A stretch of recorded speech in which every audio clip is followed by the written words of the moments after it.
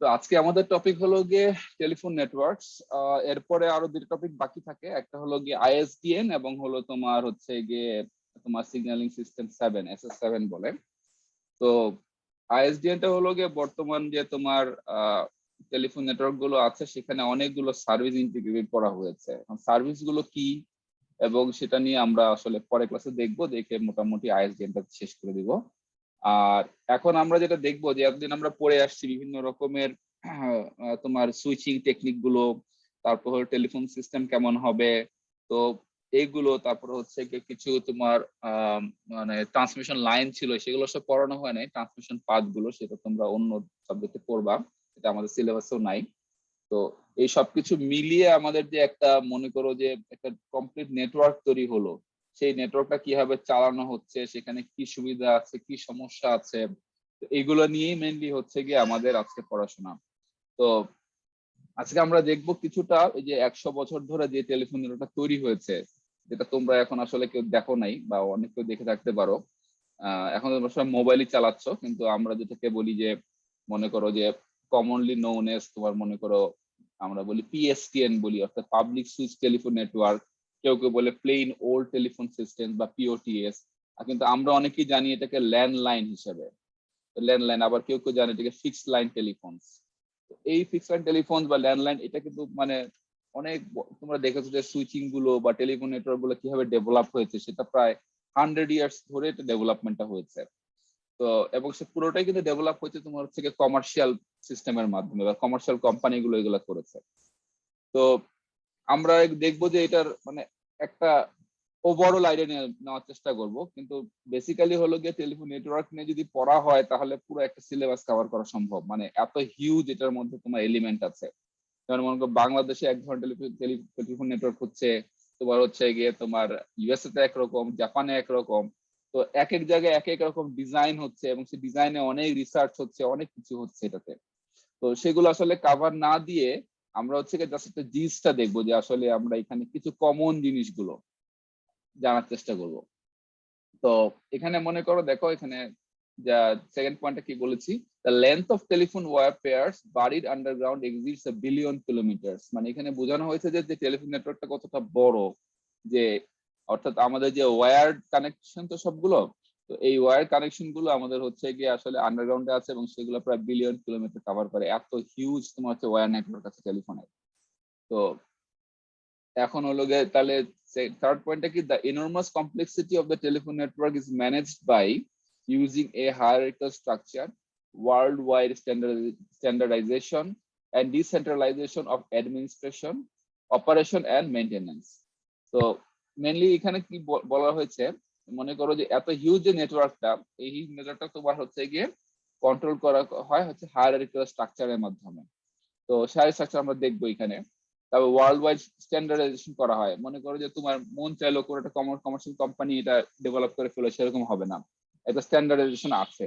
যেমন তোমরা মনে করো যে যেমন এখানে একটা হচ্ছে সিসিআইটিটি নামে একটা অর্গানাইজেশন আছে, ওরা বলে দেয় যে আমার এতটুকু হওয়া লাগবে। মনে করো কিছু প্যারামিটার ডিফাইন করে দেয়, সেই প্যারামিটার গুলো কিছু কিছু আমরা এখানে দেখবো। যেমন মনে করো যে আমি যদি ওয়্যারটা নেই তাহলে কোন ধরনের ওয়্যার দিয়ে কানেকশন দিব, সেটার মধ্যে তোমার রেজিস্ট্যান্সের ভ্যালুটা কত হবে, আমি টেলিফোন সেটটা ইউজ করি সেই টেলিফোন সেটটা কি কি ফ্যাসিলিটি থাকতে হবে, তার ইন্টারনাল রেজিস্ট্যান্স কত হবে, তার পাওয়ার জেনারেশন কতটুকু হবে। তারপরে মনে করো যে এই পুরো সিস্টেমটা কিন্তু ব্যাটারি ব্যাকআপ আর কি, অর্থাৎ পুরো লাইন গুলো সবকিছুই। তো সেইগুলো তোমার হচ্ছে গিয়ে মানে কিরকম হবে, এই জিনিসগুলো মিলিয়ে তোমার হচ্ছে গিয়ে একটা স্ট্যান্ডার্ডাইজেশন তৈরি করা হয়। তো সেগুলো আমরা মনে করো অল্প অল্প কিছু দেখবো। তারপর হলো ডিসেন্ট্রালাইজেশন অফ অ্যাডমিনিস্ট্রেশন। মনে করো যে তোমার এই যে টেলিফোনের তুমি চালাবা, এটা অ্যাডমিনিস্ট্রেশনটা কেমন হবে। মনে করো তোমার এক্সচেঞ্জ গুলো ডিফারেন্ট হবে, তোমার মনে করো ইন্টারন্যাশনাল ট্রাঙ্ক কল যেটাকে বলে সেটা ডিফারেন্ট হবে, সেটা অ্যাডমিনিস্ট্রেশন অন্য জায়গায় ডিসেন্ট্রালাইজ করা হবে এটা এগুলাকে। অপারেশন এন্ড মেইনটেনেন্স এই পার্ট গুলো থাকে। আচ্ছা, তাহলে হলো যে any telecommunication network have may be viewed S consisting of the following major systems. মানে এখানে আমরা বলতে চাচ্ছি যে তাহলে এখন টেলিফোন নেটওয়ার্কটা আসলে কি কি ধরনের এলিমেন্ট থাকতে পারে, মানে কি কি ধরনের মনে করো যে ক্লাসিফিকেশন করা যেতে পারে, যে এটা তোমার হচ্ছে এই পার্ট গুলো থাকবে নেটওয়ার্কের মধ্যে। যেমন subscriber end instruments or equipment, মানে টেলিফোন সেটটা, সেটাকে বলছে সাবস্ক্রাইবার এন্ড ইনস্ট্রুমেন্টস, সেটা টেলিফোন বলা হচ্ছে, এবং বিভিন্ন রকম ইকুইপমেন্ট। সাবস্ক্রাইবার লুপ সিস্টেম, মানে যে কানেকশন গুলো থাকবে সেই লুপ সিস্টেম গুলো। তারপরে সুইচিং সিস্টেম, যেটা আমরা পড়ে আসছি এর আগে থেকে বিভিন্ন রকম সুইচিং দেখে আসছি। ট্রান্সমিশন সিস্টেমস, কিভাবে ট্রান্সমিট করা হবে। তো যেমন মনে করো ওয়্যারে ট্রান্সমিট করা হলো, তারপর লিঙ্ক গুলো কেমন হবে, যেমন মনে করো স্যাটেলাইট লিঙ্ক আছে, তারপর তোমার কিছু ওয়্যারলেস লিঙ্কও আছে, সেগুলো হচ্ছে এক্সচেঞ্জ থেকে এক্সচেঞ্জে কমিউনিকেশন হয়। তো সেগুলোও আছে। তারপর সিগন্যালিং সিস্টেম, তোমার হচ্ছে গিয়ে টেলিফোন নেটওয়ার্কটাকে কন্ট্রোল করার জন্য হচ্ছে গিয়ে তোমার কি সিগন্যালিং সিস্টেম আছে, সেগুলো এর মধ্যে একটা এলিমেন্টের মধ্যে পড়ে। নর্মালি 5টা গ্রুপে ভাগ করা হয়। এর মধ্যে আসলে 1 এবং 3 আমরা আগে পড়ে আসছি, যে সুইচিং সিস্টেম কেমন হতে পারে, সাবস্ক্রাইবার এন্ড সিস্টেম গুলো কেমন হতে পারে। আর ট্রান্সমিশন সিস্টেমটা আমরা আসলে এইখানে কভার করবো না, তোমাদের আরো যে মাইক্রোওয়েভ লিঙ্ক, তারপরে মনে করো কমিউনিকেশন, মাইক্রো কমিউনিকেশন, এগুলোতে কভার হওয়ার কথা, স্যাটেলাইট কমিউনিকেশন এগুলো। আচ্ছা, তাহলে এখন আমরা প্রথমে দেখি সাবস্ক্রাইবার লুপ সিস্টেমটা কি আর কি। তো এটা এটা পড়ানো হয়েছে তোমার কমন বইটা থেকে, যেটা বিশ্বনাথনের বইটা থেকে পড়ানো হচ্ছে। তো এখানে খেয়াল করে দেখো, এখানে আসলে তোমার হচ্ছে গিয়ে every subscriber in a telephone network is connected generally to the nearest switching office by means of a dedicated pair of wires. মনে করো তোমাদের প্রতিটা লোকাল এরিয়াতে একটা করে এক্সচেঞ্জ আছে। সেই এক্সচেঞ্জ গুলোর সাথে তোমার হচ্ছে গিয়ে প্রত্যেকটা সাবস্ক্রাইবার ডাইরেক্টলি কানেক্টেড, অর্থাৎ একটা কেবল দিয়ে কানেক্টেড। তাহলে চিন্তা করে দেখো যে তোমার একটা এক্সচেঞ্জের আন্ডারে যদি 10,000 সাবস্ক্রাইবার থাকে, তাহলে সেই এক্সচেঞ্জে 10,000 সাবস্ক্রাইবারের 10,000টা তোমার হচ্ছে গিয়ে তার এসে সেই এক্সচেঞ্জে ঢুকবে। মানে হিউজ তোমার হচ্ছে গিয়ে ওয়্যারের ব্যাপার আছে এখানটায়। তো এবং এটা থাকতেই হবে, ডেডিকেটেড কানেকশন থাকতেই হবে এই এক্সচেঞ্জের সাথে। তো সেটাকে হচ্ছে গিয়ে কয়েকটা ভাগে আসলে ভাগ করে ফেলা হয়। যেমন প্রথম পার্টটা হচ্ছে গিয়ে আমরা বলছি ডিপি বা ডিস্ট্রিবিউশন পয়েন্ট। এই যে ডিপিটা হচ্ছে গিয়ে আমাদের কি ডিস্ট্রিবিউশন পয়েন্ট। এই ডিস্ট্রিবিউশন পয়েন্ট থেকে তো এই পয়েন্টের মাধ্যমে সবাই এসে কানেক্টেড হয়। দেখবে যে বিভিন্ন তোমার গলির, ঢাকা শহরে যারা থাকো বা গ্রামে থাকো, দেখবে যে একটা ছোট ছোট বক্স থাকে। সেই বক্স গুলোতে এসে সব কানেকশন গুলো এসে কানেক্টেড হয়, বাসা বাড়ি থেকে কানেকশন গুলো এসে, সেগুলোকে আমরা বলছি ডিস্ট্রিবিউশন পয়েন্ট। এই ডিস্ট্রিবিউশন পয়েন্ট গুলো, এরকম অনেকগুলো ডিস্ট্রিবিউশন পয়েন্ট গুলো কানেক্টেড থাকে হচ্ছে গিয়ে তোমার ফিডার পয়েন্টের সাথে। এই ফিডার পয়েন্টে আবার অনেকগুলো ফিডার পয়েন্ট কানেক্ট থাকে হচ্ছে গিয়ে তোমার মেইন ডিস্ট্রিবিউশন ফ্রেমের সাথে। এবং এটা আসলে এক্সচেঞ্জে থাকে, এবং এটার মধ্যে মনে করো যে বিভিন্ন রকমের জাম্পার কানেক্টেড থাকে, জাম্পার কানেকশন থাকে। অর্থাৎ এটার মধ্যে মনে করো তোমার এই এক্সচেঞ্জই হচ্ছে গিয়ে তোমার পার্টিকুলার ফোন নাম্বার প্রোভাইড করে। অর্থাৎ তুমি যদি এখানে ফোন নাম্বার একই চাও, তাহলে তোমাকে এই এক্সচেঞ্জের আন্ডারেই থাকতে হবে। তুমি যদি এখন মনে করো যে এই এই ফিডার পয়েন্ট থেকে চেঞ্জ করে এই অন্য একটা ফিডার পয়েন্টে আসলাম, তাহলেও তোমার ফোন নাম্বার চেঞ্জ হবে না। কারণ কি, কারণ তোমার কানেকশনটা সরাসরি গিয়ে আসলে এই এক্সচেঞ্জে কানেক্টেড হচ্ছে। বা তুমি যদি এক্সচেঞ্জ বের হয়ে যাও, তখন তোমার ফোন নাম্বারটাও চেঞ্জ হয়ে যাবে। তাহলে এটা হচ্ছে কি এক ধরনের সুবিধা, তাই না? নাকি বলো, সুবিধা না অসুবিধা? শুনছো আমার কথা? জি স্যার, শুনতে পাচ্ছি। তোমার এই নুরুত্তম কুমার পল আছো? হুম, মাইক্রোফোনটা অন করো। না, অন করে চলে গেছো না? তানবিম আছো? জি স্যার, আছি। আমি যেটা বললাম, এটা কি সুবিধা না অসুবিধা? স্যার সুবিধা স্যার। সুবিধা। তোমার একটা ফোন নাম্বার দিলাম, সেটা যদি তোমার চেঞ্জ হয়ে যায়, এটা কি সুবিধা হবে? তোমার বাসা চেঞ্জ হলো মনে করো। না স্যার, মানে টেলিফোন নাম্বার চেঞ্জ না হইলে সুবিধা। না, টেলিফোন নাম্বার চেঞ্জ না হলে সুবিধা জি স্যার। না। মনে করো তোমার বাসা হচ্ছে উত্তরায়, তুমি চলে গেলে মতিঝিলে, তোমার ফোন নাম্বারটা চেঞ্জ হয়ে গেল, এটা কি সুবিধা হলো? না স্যার, অসুবিধা হয়ে গেল। এটা অসুবিধা। তো এটা হচ্ছে গিয়ে তোমার ফিক্সড টেলিফোন লাইনের একটা সমস্যা। কিন্তু আর সুবিধাটা হলো গিয়ে যে তোমার হচ্ছে গিয়ে এই লাইনের নাম্বার যে চেঞ্জ হচ্ছে না, এটাও এক ধরনের সুবিধা। সেটা হচ্ছে ইন্টিগ্রিটি থাকে আর কি, যে অমুক মানুষের ফোন নাম্বার এটা, সার যদি মানে অফিসের নাম্বার যেটা, এটা সবসময় ফিক্সই থাকে। জি স্যার। আচ্ছা যাই হোক, এখন আমরা যেটা বলছি, তাহলে এখন এখানটায় এই যে ডিপি গুলো, অর্থাৎ তোমার হচ্ছে গিয়ে ডিস্ট্রিবিউশন পয়েন্টে আমাদের কানেক্ট হবে তোমার হচ্ছে গিয়ে ড্রপ ওয়্যারস এর মাধ্যমে। আমরা নর্মালি কয়েক ধরনের ওয়্যার ইউজ করব। যেমন মনে করো ড্রপ ওয়্যার আছে, ডিস্ট্রিবিউশন কেবল আছে, ব্রাঞ্চ ফিডার আছে, মেইন ফিডার আছে, ঠিক আছে? তো এখানে তোমাদের কি কি ধরনের ওয়্যার যাচ্ছে, তোমার মনে করো তোমার হচ্ছে গিয়ে যেটাকে আমরা হচ্ছে তোমার হচ্ছে গিয়ে নামটা কি, সেটা হচ্ছে যে তোমার ডিডব্লিউ, যেটা সেটা ড্রপ ওয়্যারস গুলো হচ্ছে গিয়ে তোমার বাসা থেকে যে কানেকশনটা যাবে, অর্থাৎ প্রত্যেকটা সাবস্ক্রাইবারের কাছ থেকে যে কানেকশনটা যাবে, যে ওয়্যারটা মধ্যে সেটা হচ্ছে ড্রপ ওয়্যারস। এর নাম একটা ওয়ান পেয়ার হয়। আমরা অনেক সময় এটাকে টুইস্টেড পেয়ার কেবল ইউজ করতে পারি। দেখবে যে দুইটা তার থাকে একসাথে। কখনো দেখছো কেউ টেলিফোন লাইন এগুলো? জি স্যার, ল্যান্ডলাইন কানেকশনে দেখেছি। দেখেছো না? সেটা নর্মাল একটা কালো রঙের তার থাকে, তাই না? সেখানে কিন্তু দুইটা ওয়্যার থাকে। হ্যাঁ আমরা স্যার। আগে আগে পড়েছিলাম যে তোমার হচ্ছে গিয়ে দুইটা ওয়্যার কেন দিলাম, কারণ হচ্ছে গিয়ে তোমার হচ্ছে গিয়ে ভয়েস কমিউনিকেশনের জন্য, তাই না? মনে করো যে বাই ডিরেকশনাল কমিউনিকেশনের জন্য দুইটা তারে দুই রকম কানেকশন যাবে। আচ্ছা যাও, তাহলে এখন সেই কানেকশন গুলো গিয়ে তোমার হচ্ছে গিয়ে আমাদের হচ্ছে গিয়ে ডিস্ট্রিবিউশন কেবলের মাধ্যমে, ঠিক আছে, ডিস্ট্রিবিউশন কেবলের মাধ্যমে হচ্ছে গিয়ে কানেক্টেড থাকবে হচ্ছে গিয়ে ডিপি গুলো। এবং সেগুলো দেখো এখানে মানে অনেকগুলো বাঞ্চ অফ কেবলস বলা হয় থেকে, ডিসি গুলো তোমার হচ্ছে 10 থেকে 500টা পেয়ার থাকতে পারে। এবং মেইন ফিডারে যে কানেকশনটা যায় এমএফটা, সেখানে তোমার প্রায় হচ্ছে গিয়ে 100 থেকে 2000টা কানেকশন থাকতে পারে, পেয়ার থাকতে পারে। তো এর বেশি হতে পারে আসলে, তোমার মানে বলা হয়ে থাকে যে এর বেশি হতে পারে।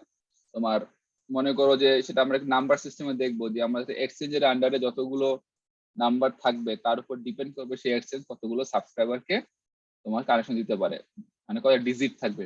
নর্মালি দেখা যায় যে একটা একটা তোমার কোম্পানির মনে করো এক্সচেঞ্জের আন্ডারে তোমার 4টা ডিজিট থাকে, লাস্টের 4টা ডিজিট হয় একটা এক্সচেঞ্জের। তো 4টা ডিজিট মানে হচ্ছে কি কতগুলো কানেকশন থাকতে পারে, কি বলতে পারবা? অভিক সাহা আছো? অভিক সাহা নাই? কে বলতে পারবা যে আমি বললাম 4টা ডিজিট আছে, আমার লাস্ট 4টা ডিজিট হচ্ছে কি একটা এক্সচেঞ্জ আন্ডারে, তাহলে সেই এক্সচেঞ্জ কতগুলো কানেকশন দিতে পারবে? স্যার 10^4। 4। 10^4। ঠিক আছে, এটা খুব সিম্পল, এটা আমরা নাম্বার সিস্টেমও দেখবো। আচ্ছা, তাহলে এটা হলো কি আমাদের হচ্ছে গিয়ে সাবস্ক্রাইবার লুপ সিস্টেম। তো এখন কথা হলো যে এখানে যে এই যে লুপ গুলো আছে, তো এই লুপ গুলোর মধ্যে যে কানেকশন গুলো হবে, এই কানেকশন গুলো কিন্তু খুবই স্কেলেবল। খুবই স্কেলেবল মানে এটা বলছি এই কারণে স্কেলেবল এবং হচ্ছে ব্যাকওয়ার্ড কম্প্যাটেবল। মনে করো যে এই যে লাইনটা আছে, উপরে যে লাইনটা আছে, এখানে যে কানেকশন গুলো আছে এগুলো সব হচ্ছে সে আমাদের রোটারি ডায়াল টেলিফোন। আবার মনে করো যে এই ডিপি থেকে যে তারটা বের হয়ে আসবে, সে তারটা রোটারি ডায়াল টেলিফোনের জন্য একরকম হবে, আবার ডিজিটাল টেলিফোনের জন্য আরেক রকম হবে। মানে কানেকশনটা হয়তো মানে তোমার কানেকশন যাবে, ডিজিটাল ফোন একরকম হবে, অ্যানালগ ফোনের জন্য আরেক রকম হবে। তো আমরা যদি এখন ডিপির এই জায়গাটা চেঞ্জ করে দেই, এটা কম্পাটিবল করে দেই ডিজিটাল টেলিফোন, তখন সেটা কি করবে, ডিজিটাল লাইনগুলোকে সে সার্ভিস দিতে পারবে। তো এখন এরকম বিভিন্ন রকমের এই জায়গাটা স্কেলেবল এবং আলটিমেটলি হচ্ছে গিয়ে এক্সচেঞ্জটা হচ্ছে গিয়ে দেখা যায় যে আগে ছিল মেকানিক্যাল সুইচিং, এখন তোমার চলে আসছে সেমিকন্ডাক্টর বেস সুইচিং। তো এগুলো চেঞ্জ হয়ে গেছে অনেক। এখন মনে করো যে আগে হিউজ জায়গা নিত, এখন কত বেশি জায়গাটাকে নেয় না এবং খুব ইফিসিয়েন্ট ওয়েতে অপারেট হয়। আমরাও দেখবো যে আলটিমেটলি এই জায়গাটায় শেষ পর্যন্ত কি কোন দিকে যাচ্ছে আর কি। আচ্ছা, তাহলে এখন যদি পরের স্লাইডে যাই, যাচ্ছে না এখনো, হয়ে যাবে না। আচ্ছা, তাহলে এখন প্রশ্নটা হয়ে থাকে যে আমরা যে এখানে যে মানে তারটা আমরা ইউজ করছি সেটা কত লম্বা হতে পারে, how long the subscriber loop could be. মানে ডিপি থেকে মানে এই যে লুপটা এইখান থেকে শুরু করে একদম আমি কত দূর পর্যন্ত একটা এক্সচেঞ্জ কত দূর পর্যন্ত কানেকশন দিতে পারবে। তো সেখানে যদি আমরা বলি তাহলে আমরা একটু দেখি যে from the point of view of economy, it is desirable that the subscriber loop lengths are as large as possible so that a single exchange can serve a large area, তাই না? মানে আমরা বলছি যে একটা ইকোনমিক পয়েন্ট অফ ভিউ থেকে যে চিন্তা করছি যে আমাদের যত বেশি লুপটা বড় হবে তত বেশি সে এরিয়াটা কভার করতে পারবে। মনে করো আমি এখন উত্তরায়, আবার আমি যদি উত্তরা থেকে আমি বললাম যে উত্তরা থেকে মনে করো এক্সচেঞ্জ আছে, সেটা যদি এখন মনে করো যে কতটুকু রেডিয়াসে কভার করতে পারবে সেটা যদি আমার জানা থাকে, তাহলে আমি বুঝে ফেলতে পারবো যে অন্য এক্সচেঞ্জ গুলো কোথায় বসবে। যাই হোক, এই লেনটা ডিপেন্ড করে মেনলি দুইটা জিনিসের উপরে, একটা হলো গিয়ে সিগন্যালিং লিমিটস এবং হলো গিয়ে অ্যাটেনুয়েশন লিমিটস। চা খাচ্ছি জন্য একটু মাঝে মাঝে আটকে যাচ্ছি। আচ্ছা, সিগন্যালিং লিমিটসটা কি? এটা হলো গিয়ে তোমরা দেখেছো আগে যে প্রত্যেক টেলিফোনে আমরা কিন্তু বিভিন্ন রকমের সিগন্যালিং ইউজ করি। যেমন দুটো খুব কমন হচ্ছে গিয়ে অফ হুক সিগন্যাল এবং হলো ডায়াল পালসেস। অফ হুক সিগন্যালটা কি, তুমি যখন সেটটা যখন তুলবা তখন তোমাকে কানেক্ট করে দিবে অফ হুক, মানে হুক থেকে যখন বের করে ফেললা। তো এটা তখন তুমি যখন হ্যান্ডসেটটা তুলবা, তোমার হ্যান্ডসেটে কি বলছে, তোমার এই মনে করো যে টেলিফোন সেটে যখন তুলে ফেলবা, তখন কি হবে, তখন তোমার একটা সিগন্যাল যাবে এক্সচেঞ্জে। তো সেটা হচ্ছে কি এক ধরনের ডিসি সিগন্যাল, এবং সিগন্যাল এবং এক্সচেঞ্জ করবে কি তোমাকে অন রিটার্ন একটা ডায়াল পালস পাঠাবে যে হ্যাঁ তুমি কানেক্টেড আছো। অর্থাৎ দেখো বাই ডিরেকশনাল, প্রথমে কি করলো, তুমি সেটে হ্যান্ডসেটটা তুললে কি হবে, একটা সিগন্যাল চলে গেলো এক্সচেঞ্জে, এক্সচেঞ্জ বুঝলো যে তুমি হচ্ছে কি এখন কানেকশন বা ফোন করতে চাচ্ছ, এই জন্য তোমাকে ডায়াল পালস দিয়ে বোঝালো যে অল আর ওকে, যে তুমি এখন কল করতে পারো। তাহলে এটা হচ্ছে এই যে সিগন্যালিং গুলা পাঠাচ্ছে, তাহলে a certain minimum current is required to perform these signaling functions properly and the exchanges must be designed to deliver such a current. তাহলে এই ধরনের তোমার হচ্ছে গিয়ে সিগন্যালের জন্য একটা মিনিমাম একটা কারেন্ট দরকার, সেটা কত, টু অপারেট দ্য মাইক্রোফোন, এবং সেটা কোথায় আসলে মাইক্রোফোন ডিপেন্ডেন্ট। তো আমরা দেখছিলাম যে আমরা কার্বন গ্রেড মাইক্রোফোন গুলো যেগুলো ইউজ করি, সেগুলো হচ্ছে গিয়ে মিনিমাম ভ্যালু, যেটা তোমার কতটুকু কারেন্ট পেলে সে হচ্ছে অপারেট হবে বা সাউন্ড পাওয়া যাবে, সেটা হচ্ছে গিয়ে 25 মিলি অ্যাম্পিয়ার। তাহলে এইটাই হচ্ছে গিয়ে মেইনলি হচ্ছে this limit the total resistance of the loop. এখন যদি তোমার যদি লাইনের রেজিস্ট্যান্স যদি অনেক হাই হয়, এবং তোমার হচ্ছে গিয়ে মনে করো যে একটা ফিক্স তোমার হচ্ছে গিয়ে ভোল্টেজের জন্য তোমার দেখা গেল যে লাইনের হাই হয়ে যায়, তাহলে এটা খুব সমস্যা। তো সেই ক্ষেত্রে তোমাকে কি করতে হবে, সেই ক্ষেত্রে হচ্ছে হয় ভোল্টেজ বাড়াতে হবে, অথবা তোমার হচ্ছে গিয়ে লুপটা কমাতে হবে, মানে অর্থাৎ লেন্থ কমাতে হবে। তো নরমালি করা হয় কি, the DC loop resistance R DC, যেটা আর কি অর্থাৎ লুপ রেজিস্ট্যান্স আর ডিসি প্রকাশ করা হচ্ছে for copper conductor can be calculated for the following formula, খুবই সিম্পল ফর্মুলা। এটা মনে করো যে তোমার হচ্ছে গিয়ে কপারের যে তোমার হচ্ছে গিয়ে এটাকে কি বলা হয়, ইন্টারনাল যে রেজিস্ট্যান্স আছে সেটা কপার ওয়্যারের, তো সেটার সাথে সেখান থেকে এবং তার ডায়ামিটারের সাথে রিলেশন নিয়ে এসে দেখা গেছে যে তোমার হচ্ছে আরডিসি টা সমান 21.96 by D square ohm per kilometre, অর্থাৎ এত ওহম তোমার হচ্ছে গিয়ে পার কিলোমিটারে পাওয়া যায়, এবং সেটা পুরোপুরি ডিপেন্ড করছে হচ্ছে গিয়ে আসলে ডায়ামিটারের উপরে। আর এই ডায়ামিটারটাই হচ্ছে গিয়ে তোমার অনেকটাকে আমরা বলি তারে গজ বলি আর কি, আমরা অনেকে শুনে থাকবা গজ, গজ অফ ওয়্যারস, তো সেখানের সাথে এটা রিলেটেড আছে। তাহলে এখন যদি আমরা এখানে দেখি যে মনে করো টেকনিক্যালি যে তোমার হচ্ছে গিয়ে আমেরিকান ওয়্যার গজের একটা স্ট্যান্ডার্ড আছে, সেখানে দেখা যায় 19 গজ, 22 গজ, 20, তারপরে 24 গজ, এগুলা মিনিং হচ্ছে গিয়ে তোমার তার এই যে ডায়ামিটার গুলো আছে, অর্থাৎ 91 ডায়ামিটার যদি হয়ে থাকে সেটাকে আমরা 19 গজ বলি, কারণ এটা তো মনে রাখা যায় না যে 19, 91, 64 এগুলো মনে রাখা যায় না, এই কারণে এইভাবে গজ দিয়ে আর কি ওরা স্ট্যান্ডার্ড করে দিয়েছে। তো 19 গজ থেকে তোমার হচ্ছে গিয়ে 26 গজ এরকম আর কি আছে। তো এগুলার হচ্ছে গিয়ে বিভিন্ন রকমের তোমার তার ডিসি রেজিস্ট্যান্স কত পার কিলোমিটার এরকম টেবিল আছে, টেবিল তারা তৈরি করে দিয়েছে, সেখান থেকে বের করে ফেলা যায় তোমার হচ্ছে গিয়ে এক্সচেঞ্জের আসলে তোমার লেন্থ কত হবে, ওয়্যারের লেন্থ কত হবে। একটা এক্সাম্পল তোমাদের ওই বইতেই আছে, সেটা মনে করো এন এক্সচেঞ্জ ইউজেস এ মাইনাস 40 ভোল্ট, এটা মনে করো একটা ভোল্টের একটা সে ব্যাটারি ইউজ করছে to drive subscriber line. A resistance of 250 ohm is placed in series with the battery to protect it from the short circuit. ঠিক আছে? The subscribers are required to use a standard telephone set which offers a DC resistance of 50 ohm. মানে তোমার ফোনের হচ্ছে internal resistance 50 ohm.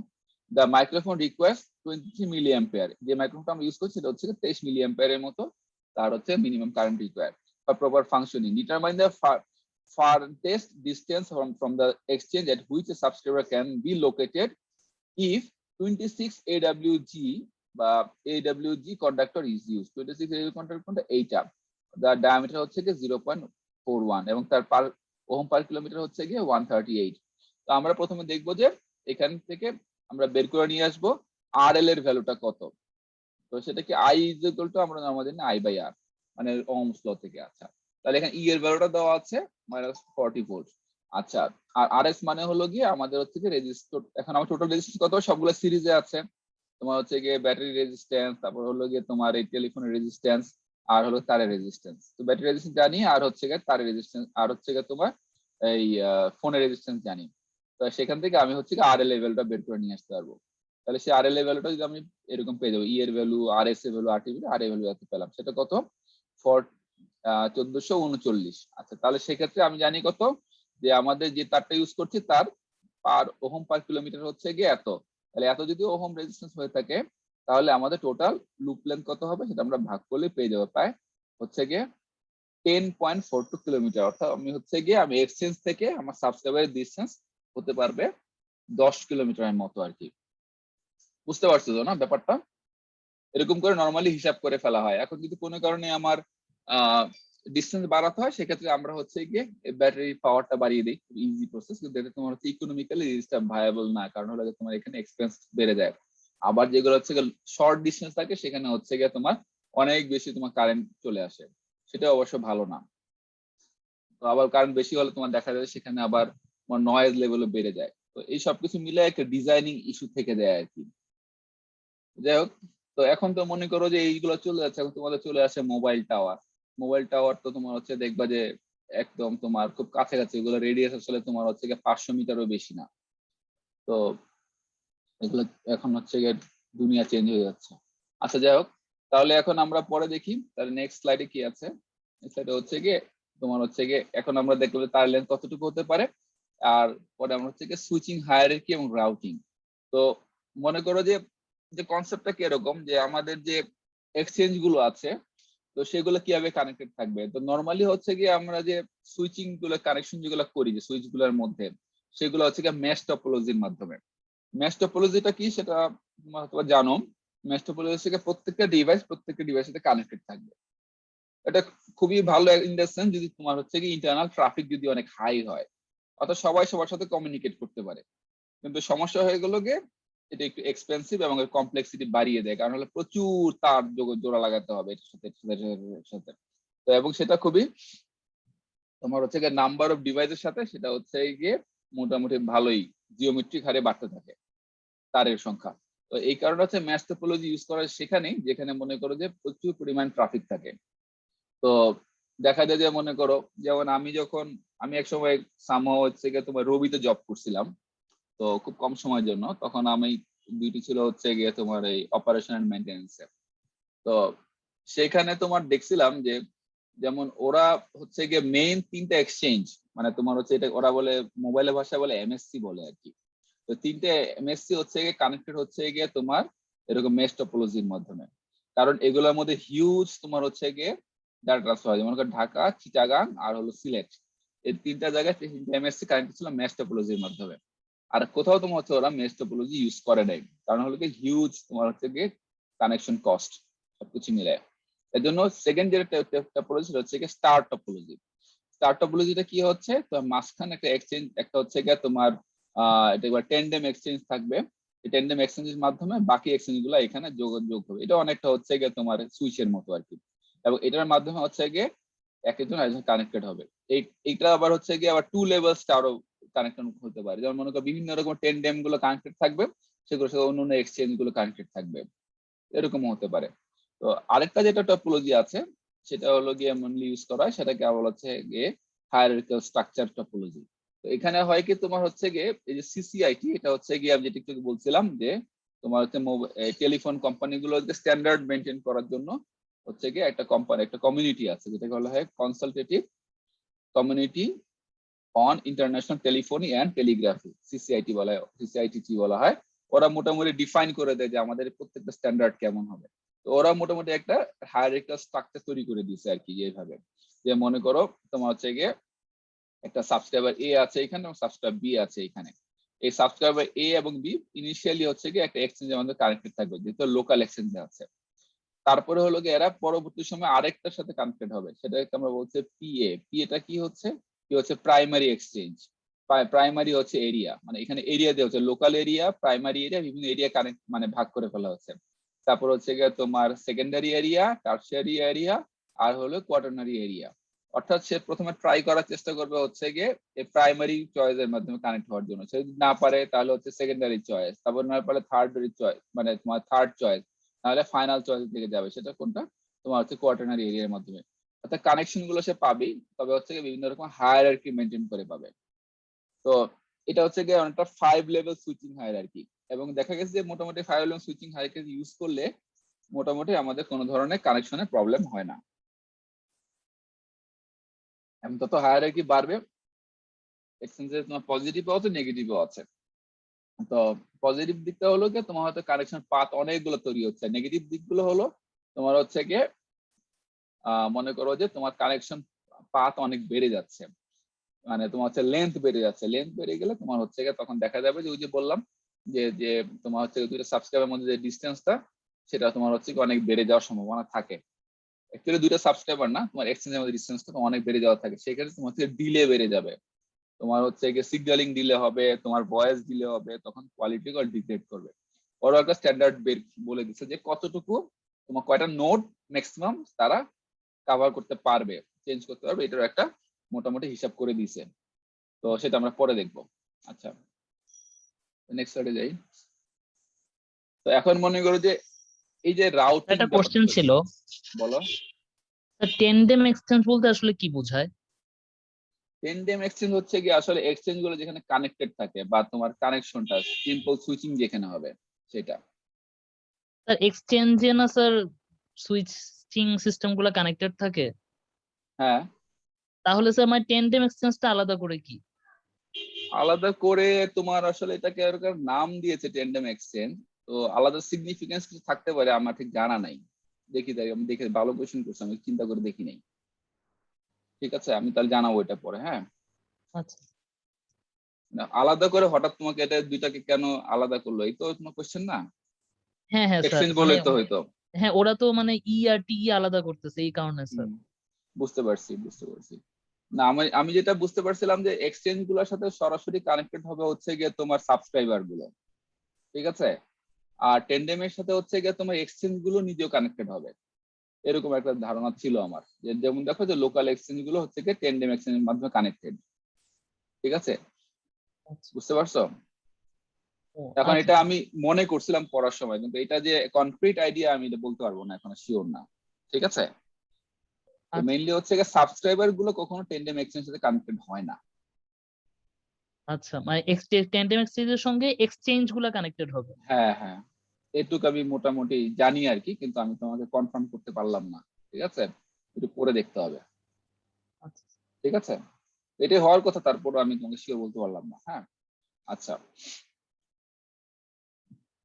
তারপরে যাই আমরা। তারপরে হচ্ছে কি এখন মনে করো যে যখনই দেখা যাচ্ছে যে এরকম ফাইভ লেভেল হায়ারার্কি হচ্ছে, এখানে তখন রাউটিং এর প্রশ্ন চলে আসে। অর্থাৎ রাউটিং প্রশ্নটা কিরকম, যে মনে করো এ সাবস্ক্রাইবার যে তোমার কল করবে বি সাবস্ক্রাইবারকে, এই পাথটা কোন দিকে হবে, সে কি তোমার হচ্ছে গিয়ে এদিক দিয়ে যাবে, তোমার এই এ থেকে তোমার হচ্ছে লোকাল এক্সচেঞ্জে যাবে, সেখান থেকে টেন্ডেম এক্সচেঞ্জ হয়ে আরেক এই লোকাল এক্সচেঞ্জ হয়ে বি এর দিকে আসবে, নাকি কোন দিক দিয়ে যাবে, অর্থাৎ ফার্স্ট চয়েস যাবে না সেকেন্ড চয়েস না থার্ড চয়েস, দেখো ফাইনাল চয়েস। অর্থাৎ চয়েস একটা যখন অপশন থাকে তখনই কিন্তু হচ্ছে রাউটিং একটা অপশন চলে আসে, অর্থাৎ তাকে পাথটাকে ডিফাইন করে দিতে হবে। তো পাথটাকে ডিফাইন করে দিতে হবে কেন, কারণ মনে করো আমরা যে সিস্টেমটা ইউজ করি এটাকে বলা হচ্ছে সার্কিট সুইচিং। তো প্যাকেট সুইচিং এ কখনো পাথ ডিফাইন করে দেওয়া হয় না, সার্কিট সুইচিং এ দিতে হয়, তাই না? সেটা আমি তোমাদেরকে আগে দেখিয়েছিলাম। আচ্ছা, তোমাদের একটা জিনিস কোশ্চেন করি, তোমাদের ডেটা কমিউনিকেশন কোর্সটা কোথায়, মানে কোন কোন ইয়ারে, থার্ড ইয়ারে না ফোর্থ ইয়ারে? স্যার, ওই কোর্সটা এখন নাই স্যার আসলে। ওটা নাই, এখন জানি কি হয়েছে। মানে এখন স্যার হচ্ছে ডাটা কমিউনিকেশন টাইপ পড়াশোনাটা ওই যারা কম্পিউটার ট্র্যাক ওদেরকে একটা কোর্সে মনে হয় অল্প করে পড়াইলে পড়াইতে পারে, আমাদের নাই আর কি। ও, তাই? মানে আচ্ছা, কোর্সটা এখন মানে আমাদের এই সিলেবাসে নাই আর কি, এখন পরের তোমাদের সিলেবাসে আবার। টেলিকমে একদম নাই না, তোমাদের উম, টেলিকম ট্র্যাকে আছো? না স্যার আমাদের নাই, আমাদের নেক্সট কোর্স আছে স্যার হচ্ছে ওই রেডিও টেলিভিশন ইঞ্জিনিয়ারিং, আর স্যার হ্যাঁ, হচ্ছে মাইক্রোওয়েভের কোর্স আছে, আর মোবাইল কমিউনিকেশন ও, আছে, কিন্তু ওই ডাটা কমিউনিকেশনের কোর্সটা নাই। ডাটা কমিউনিকেশন তো তোমাদের, এটা তো একদম মানে তোমার হচ্ছে কি জেনারেল কোর্স রাখা উচিত ছিল এটা আমার মতে। কারণ তোমরা যারা জবে যাওয়া বা রিসার্চ যেখানে যাও, ডাটা কমিউনিকেশন খুব ইম্পর্টেন্ট। তুমি যদি রাউটিংই না বুঝো, তাই না, এখন তো সব এই যুগগুলা চলে আসছে, তোমাদের এই যে নেটওয়ার্ক স্পিড টিড হাবি যাবি। আচ্ছা ঠিক আছে, দেখি তাহলে। এটা খুবই খারাপ কাজ হয়েছে যদি তোমার ডাটা কমিউনিকেশন না থেকে থাকে তোমাদের। তোমাদের এই যে বিসিএস এর জব টবে যারা অ্যাপ্লাই করবা ওদের জন্য খুব ইম্পর্টেন্ট এগুলো, বা যে কোনো ধরনের তোমার জবে যখন অ্যাপ্লাই করবা টেলিকম সাইডে, ডাটা কমতে কোশ্চেন থাকবেই। রাউটিং কি, তারপর তোমার হচ্ছে গিয়ে ওএসআই লেয়ার, টিসিপি আইপি, এই জিনিসগুলো আমি তোমাদের একটা বইয়ের নাম দিছিলাম, ওটাকে পড়ছিলা যে ফরুজানের বইটা, ক্লাস হলো যে তোমার এই বন্ধের মধ্যে মানে পড়ে ফেলতে বলছিলাম যারা টেলিকম ট্র্যাকে আছো, তো মনে হয় দেখাও নাই তাই না? হারাউজিনের বইটা স্যার একটু পড়েছিলাম। ফরুজানের বইটা তো মানে আমি রিকমেন্ড করবো যে ফরুজানের বইটা পুরোটা পড়ে ফেলা। ফরুজানের 2টা বই আছে, মানে মেইনলি হচ্ছে গিয়ে যারা থাকতে চাও তারা হচ্ছে গিয়ে ডাটা কমিউনিকেশন এন্ড নেটওয়ার্কিং, আর একটা হলো গিয়ে টিসিপি আইপি প্রোটোকল সুইট। আর আরেকটা বই আছে যেটা তোমাদেরকে ওই যে বলছিলাম সিসিএন এর যে হ্যান্ডবুকটা, বুঝছো?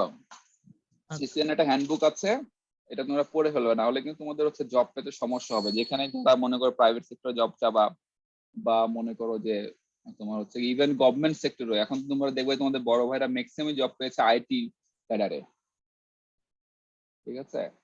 আইটি ক্যাডারে যখন আলাদা আমি আইসিটি ক্যাডারে বলছে আর কি, যে তোমার আইসিটি তে পাঠানো হচ্ছে, এবং এটা আরো আরো স্কোপ বাড়বে আর কি। সো এগুলা একটু কেয়ারফুল থেকো। এই যে মনে করো তুমি বসে না থেকে পড়াশোনা করবা এগুলা। আমি 2001-এ জয়েন করছিলাম, বুঝছো, স্টুডেন্ট হিসেবে ফার্স্ট ইয়ারে। আমার রেজাল্ট হয়েছিল 2010-এ, মাস্টার্স এর রেজাল্ট। কি অবস্থা আমরা পার করে আসছি। তো এই জন্য আমরা হচ্ছে কি দেখা গেছে যে এই জিনিসগুলো আমরা করে ফেলছিলাম যখন আমরা সুযোগ পাইছি, বিভিন্ন রকমের এক্সট্রা কারিকুলার অ্যাক্টিভিটিস এর জড়িত ছিলাম। আর যাই হোক, তাহলে এখন ওটা আর তোমরা যদি ডেটা কমাই যদি পড়তে চাও আমাকে জিজ্ঞেস করো, যদি কোনো ধরনের হেল্প লাগে আমি করবো, যদি পার্সোনালি ইন্টারেস্টেড হও আর কি। আমার যদি মনে আছে কিনা। আচ্ছা এখন হলো গিয়ে তাহলে এখন এই যে তোমরা দেখো এখানে তাহলে যেহেতু চয়েসের ব্যাপারটা চলে আসছে, তাহলে এখানে রাউটিং এর ব্যাপারটা চলে আসলো। তা রাউটিংটা মানে কি, সে কোন রুটে যাবে আর কি, সে কোন রুটে যাবে এই ডিসিশনটা আমাদেরকে নিতে হবে। তাহলে প্রশ্নটা হলো যে ডিসিশনটা কে নিবে। তো এই প্রশ্নটার উপর ডিপেন্ড, এবং কিভাবে নিবে, কি ধরনের ডিসিশন হবে, এটার উপর ডিপেন্ড করে আসলে আমাদের এখানে বিভিন্ন রকমের রাউটিং আছে। যেমন মনে করো এখানে নরমাল টেলিফোনে 3 ধরনের রাউটিং এর কথা চিন্তা করা হয়। একটা হলো right through routing, own exchange routing, আর হলো গিয়ে কম্পিউটার কন্ট্রোল রাউটিং। তো এখন মনে করো যে রাইট থ্রু রাউটিংটা কি, routing path is decided by the source. Source যেটা থাকবে সেখানে তোমার ডিসিশন দিয়ে দিবে যে সোর্স এক্সচেঞ্জ, যেটা সাবস্ক্রাইবার কোনো ডিসিশন নিতে পারে না। সোর্স যে এক্সচেঞ্জ থাকবে, অর্থাৎ তোমার হচ্ছে গিয়ে যে লোকাল যে এক্সচেঞ্জ থাকবে সেই ডিসিশন নিয়ে নিবে যে আমাদের মেইন পাথটা কোথায় হবে, কোন পাথে যাবে সে কি এই পাথে যাবে, এই টেন্ডেম হয়ে যাবে, নাকি তোমার ফার্স্ট চয়েসে যাবে, না কোন পথে সে যাবে। এটা হচ্ছে কি আমাদের কি রাউটিং বলছি, রাইট থ্রু রাউটিং বলছি। এবং এই ডিসিশনটা কখনোই চেঞ্জ হবে না, ডাটা সবসময় এভাবেই যাবে। আর ডেটা তো না, এখানে ভয়েস। আর ওন এক্সচেঞ্জ রাউটিং হলো গিয়ে পার ডিসিশনটা নিবে হচ্ছে গিয়ে বিভিন্ন এক্সচেঞ্জ। মনে করো তুমি উত্তর এক্সচেঞ্জ থেকে কল করছো, তুমি হচ্ছে গিয়ে মনে করো ব্রাহ্মণবাড়িয়ার কোনো একটা এক্সচেঞ্জে, তাহলে সেটা কোন পাথে যাবে। মনে করো সে কি তোমার এই উত্তরা থেকে কলটা কি তোমার হচ্ছে ময়মনসিংহ হয়ে যাবে, নাকি তোমার হচ্ছে দক্ষিণ দিক থেকে যাবে, এই ডিসিশনটা তোমার নিবে হচ্ছে গিয়ে প্রতিটা পাথ ডিসিশন নিবে। তবে ফাইনালি একটা ডিসিশন আসতে হবে যে আমাকে এই পাথ দিয়ে আমার এস্টাবলিশ হলো। মনে করো ঢাকা থেকে ময়মনসিংহ গেল, ময়মনসিংহ থেকে তোমার হচ্ছে কুমিল্লা হয়ে ব্রাহ্মণবাড়িয়া গেল, যাই হোক একটা সাম হয় এই রুটে গেল, কিন্তু এই রুটটাই তোমার হচ্ছে ফিক্স থাকবে যেহেতু এটা সার্কিট সুইচিং। তো এই ডিসিশনটা কিভাবে হচ্ছে গিয়ে এটা তোমার হচ্ছে ও নেক্সট প্রথমে যদি রাইট থ্রু রাউটিং হয় তাহলে হচ্ছে গিয়ে ঢাকা এক্সচেঞ্জ ডিসিশন নিয়ে নিবে যে এই পথে যাবে। আর ওন এক্সচেঞ্জ রাউটিং হয় তাহলে হচ্ছে গিয়ে ঢাকা থেকে ময়মনসিংহ গেলে ময়মনসিংহ চিন্তা করবে সে সিলেট হয়ে যাবে, নাকি হচ্ছে সরাসরি ব্রাহ্মণবাড়িয়া চলে যাবে, না কুমিল্লা হয়ে যাবে। আচ্ছা ঠিক আছে, ময়মনসিংহ থেকে মনে করেন ডিসিশন নিল সিলেট হয়ে যাবে, সিলেটের কাছে গেল, সিলেট তখন চিন্তা করবে সেটা কি ডাইরেক্টলি ব্রাহ্মণবাড়িয়া যাবে নাকি সুনামগঞ্জ হয়ে যাবে। তাহলে প্রতিটা এক্সের ডিসিশন নিও, কিন্তু ডিসিশন নেওয়ার শেষ হয়ে গেলে তোমার যে ডিসিশনটা হবে সেই পার্টটাই পুরা কলটা যতক্ষণ থাকবে ততক্ষণ সেই পাথেই তোমার থেকে ভয়েস ট্রান্সমিশন হবে। এটা হলো সার্কিট সুইচিং। আচ্ছা এখন হলো গিয়ে কম্পিউটার কন্ট্রোল রাউটিং, যেটা লাস্টেরটা, সেটা হলো গিয়ে দেখো সেটা কি, various types of routing protocol are used mainly developed for data networks. তো এখানে তোমার মনে করো দুই ধরনের ঘটনা ঘটতে পারে। এটা হলো গিয়ে সার্কিট সুইচিং এ হতে পারে, প্যাকেট সুইচিং এ হতে পারে। তো যেহেতু ডেটা নেটওয়ার্ক হলে দেখা যায় ম্যাক্সিমাম ক্ষেত্রে প্যাকেট সুইচিং হয়। আর যদি ভয়েস নেটওয়ার্ক হয় তাহলে সেখানে সামহাও আমরা হচ্ছে গিয়ে ডেটা নেটওয়ার্কের মধ্যে হচ্ছে গিয়ে ভয়েস ট্রান্সমিট করার জন্য পাথ ডিফাইন করে দিই। তাহলে সেটা কিরকম হতে পারে, যেমন তোমরা মনে করো ভিওআইপির নাম শুনছো, ভিওআইপিটা কি কেউ বলতে পারবা? Sir voice Rajashree over internet protocol. বলে বলছো তুমি না? আচ্ছা, রাজশ্রীকে জিজ্ঞেস করতেছে, আসো নাকি রাজশ্রী? জি স্যার আছি। তো ভিওআইপি হচ্ছে গিয়ে ভয়েস ওভার ইন্টারনেট প্রোটোকল, তোমাদের এক বন্ধু বলে ফেলছে। এটা কি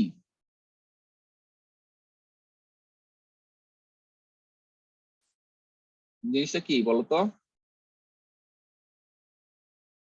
তো ব্যাখ্যা কে করতে পারবা? কেউ পারবা?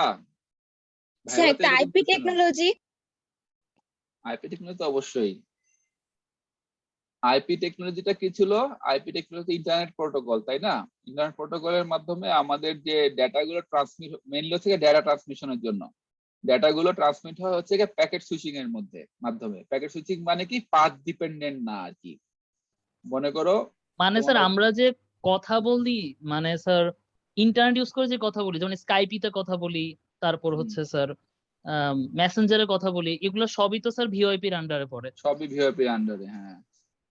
তবে ওই যে যেমন স্কাইপি এক ধরনের তোমার হচ্ছে গিয়ে স্যার প্রোটোকল এটা ইউজ করে। হচ্ছে স্যার এটা কি স্যার আমাদের ভয়েস কল যেটা কি, এটা কি হচ্ছে স্যার ব্রডব্যান্ডে স্যার এটা কানেকশন দেয় এরকম?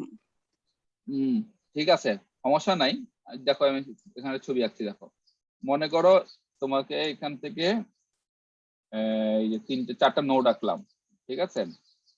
মনে করো এ দিলাম, বি দিলাম, সি দিলাম, ডি দিলাম। মনে করো এ থেকে ডি এ তুমি হচ্ছে গিয়ে ডেটা ট্রান্সফার করবা। তো সেটা করা হয় কি, আরো আরো দিই, এখানে আরো বিভিন্ন রকমের নোড দিলাম। মনে করো এটা দিলাম ই, এটা দিলাম এফ। তো মনে করো যদি এ থেকে আমি ডাটা পাঠাতে চাচ্ছি ডি তে, এ থেকে পাঠাবো কোথায়, ডি তে পাঠাবো। তো এখন তোমার যদি, আমি এখন পড়ছিলাম কি সার্কিট সুইচিং, সার্কিট সুইচিং কি হয়, মনে করো এ থেকে তোমার হচ্ছে কি ই তে যাবে, ই থেকে মনে করো বি তে যাবে, বি থেকে মনে করো সি তে যাবে, সি থেকে মনে করো ডি তে যাবে। ডাটাটা এইভাবে আসছে, ভয়েসটা এভাবে আসছে, কমিউনিকেশন এরকম হবে। তাহলে এটা যদি এখন রাইট থ্রু রাউটিং হয়, তাহলে এ ডিসিশন নিবে যে এই পথে যাবে, এবং এই ডিসিশনটাই ফাইনাল। ই বাধ্য, বি বাধ্য, সি ও বাধ্য, এবং ডি ও বাধ্য এই পথে ডাটা ট্রান্সফার করতে বা ভয়েস ট্রান্সফার করতে।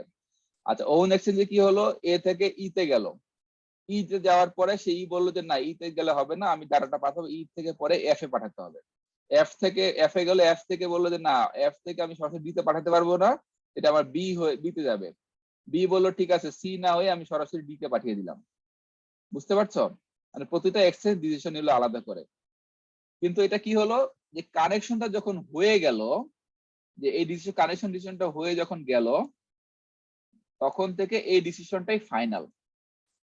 বুঝতে পারছো? অর্থাৎ মনে করো আমার এই পার্টটা যে হলো, যে এই পার্টটাই হচ্ছে গিয়ে আমার ফাইনালি, এই পথেই হচ্ছে গিয়ে ভয়েস ট্রান্সমিট হবে। একবার ভয়েস ট্রান্সমিশন শুরু হয়ে গেলে এই পাথের কোনো, মানে পাথের ডিরেকশন চেঞ্জ হবে না। That is called circuit switching, মনে রাখবা এটা। ঠিক আছে? অর্থাৎ ভয়েস ট্রান্সফারের জন্য মাস্ট তোমাকে পাথটাকে ফিক্সড করে দিতে হবে। ঠিক আছে? পাথটাকে তোমাকে ফিক্স করে দিতে হবে। কিন্তু যখন ডেটা ট্রান্সফার হয়, যখন ডেটা ট্রান্সফার করি আমরা, যেটাকে প্যাকেট সুইচিং বলা হয়, তখন মনে করো এ থেকে যে ডাটা ট্রান্সফার করা হলো, সেটা একদম মোটামুটি ওন এক্সচেঞ্জ রাউটিং এর মতো কিছুটা। সেটা হলো গিয়ে পাথ আমি ডিফাইন করব না, কিন্তু প্রতিটা ডাটার জন্য মনে করো তুমি 100টা ডাটা পাঠাবা, 100 ডাটাটা তোমার 100টা পথ দিয়ে যেতে পারে, 100টা ডিফারেন্ট পাথ ফলো করতে পারে। সেটাকে বলছি আমরা প্যাকেট সুইচিং। অর্থাৎ মনে করো আমি যদি এখানে দুইটা ডাটা বানাই, 1 নাম্বার ডাটা, 2 নাম্বার ডাটা, সেই 1 নাম্বার ডাটাটা কি করতে পারে, মনে করো এ ই বি সি হয়ে ডি তে আসতে পারে, আর 2 নাম্বার ডাটা চাইলে এ হয়ে ই হয়ে এফ হয়ে ডি তে আসতে পারে, অর্থাৎ ডিফারেন্ট পাথে আসতে পারে। তাহলে এটাতে সমস্যাটা কি? এটাতে সমস্যা হলো কি, এভাবে ডেটা ট্রান্সফার করা গেল, ভয়েস ট্রান্সফার এভাবে করা যায় না। কেন যায় না, এ বলতে পারবা? জেনারেল আইডিয়া কি হতে পারে বলো তো? Any idea? স্যার অনেকে ল্যাগ করবে। স্যার নয়েজ বলো। ক্রিয়েট হইতে পারে। নয়েজ স্যার তো হবেই। মনে করেন এইভাবে আগে বললাম, আসলে সিরিয়াল তো মেনটেন হবে না, সিরিয়ালের জন্য হ্যাঁ, সবগুলো একসাথে কানেক্ট করতে হবে, তো অনেক ল্যাগ হবে। Right, very good. অর্থাৎ তোমার হচ্ছে গিয়ে এই যে তোমার ডাটা গুলো আমি পাঠাচ্ছি, এই পাথ দেখা, মনে 1 নাম্বার ডাটাটা মনে করো লং পাথ ফলো করে গেল, ঠিক আছে? লং পাথ ফলো করে গেল, আর মনে করো 2 নাম্বার ডাটাটা খুবই শর্ট পাথ ফলো করে গেল, তাহলে হবে কি 2 নাম্বার ডাটাটা 1 নাম্বার ডাটার আগে চলে আসবে। ঠিক আছে, তার মানে কি আমি মনে করি আমি বললাম আমি ভালো আছি, তাহলে আছি শব্দটা আগে চলে যাবে, ভালোটা পরে আসবে। বুঝতে পারছো?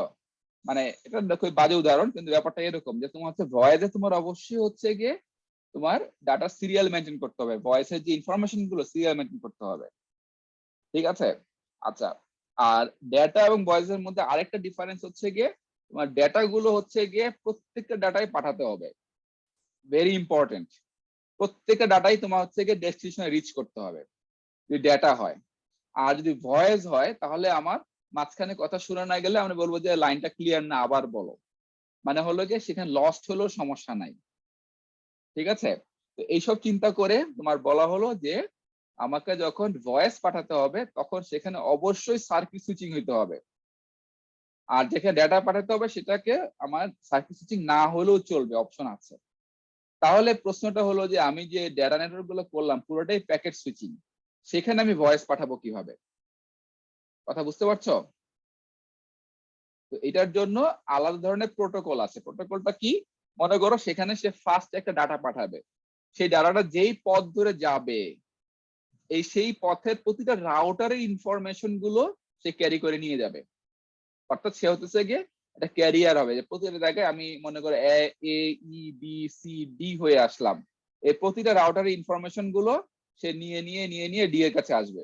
আবার ডি করবে কি, এই পাথ ধরেই তাকে ডাটা গুলো পাঠাবে, মানে একটা ফিডব্যাক পাঠাবে যে হ্যাঁ এই পাথে আসছে, এবং এই পাথটাই হচ্ছে গিয়ে তোমার একদম ফার্স্ট ডাটাতে ক্যারি করে নিয়ে আসবে, ফার্স্ট ডাটা নিয়ে আসবে যে আমি এই পথে গেছিলাম, এই পথে ফেরত আসছি, তো এখন নেক্সট ডাটা গুলো আমাকে এই পথেই পাঠাতে হবে।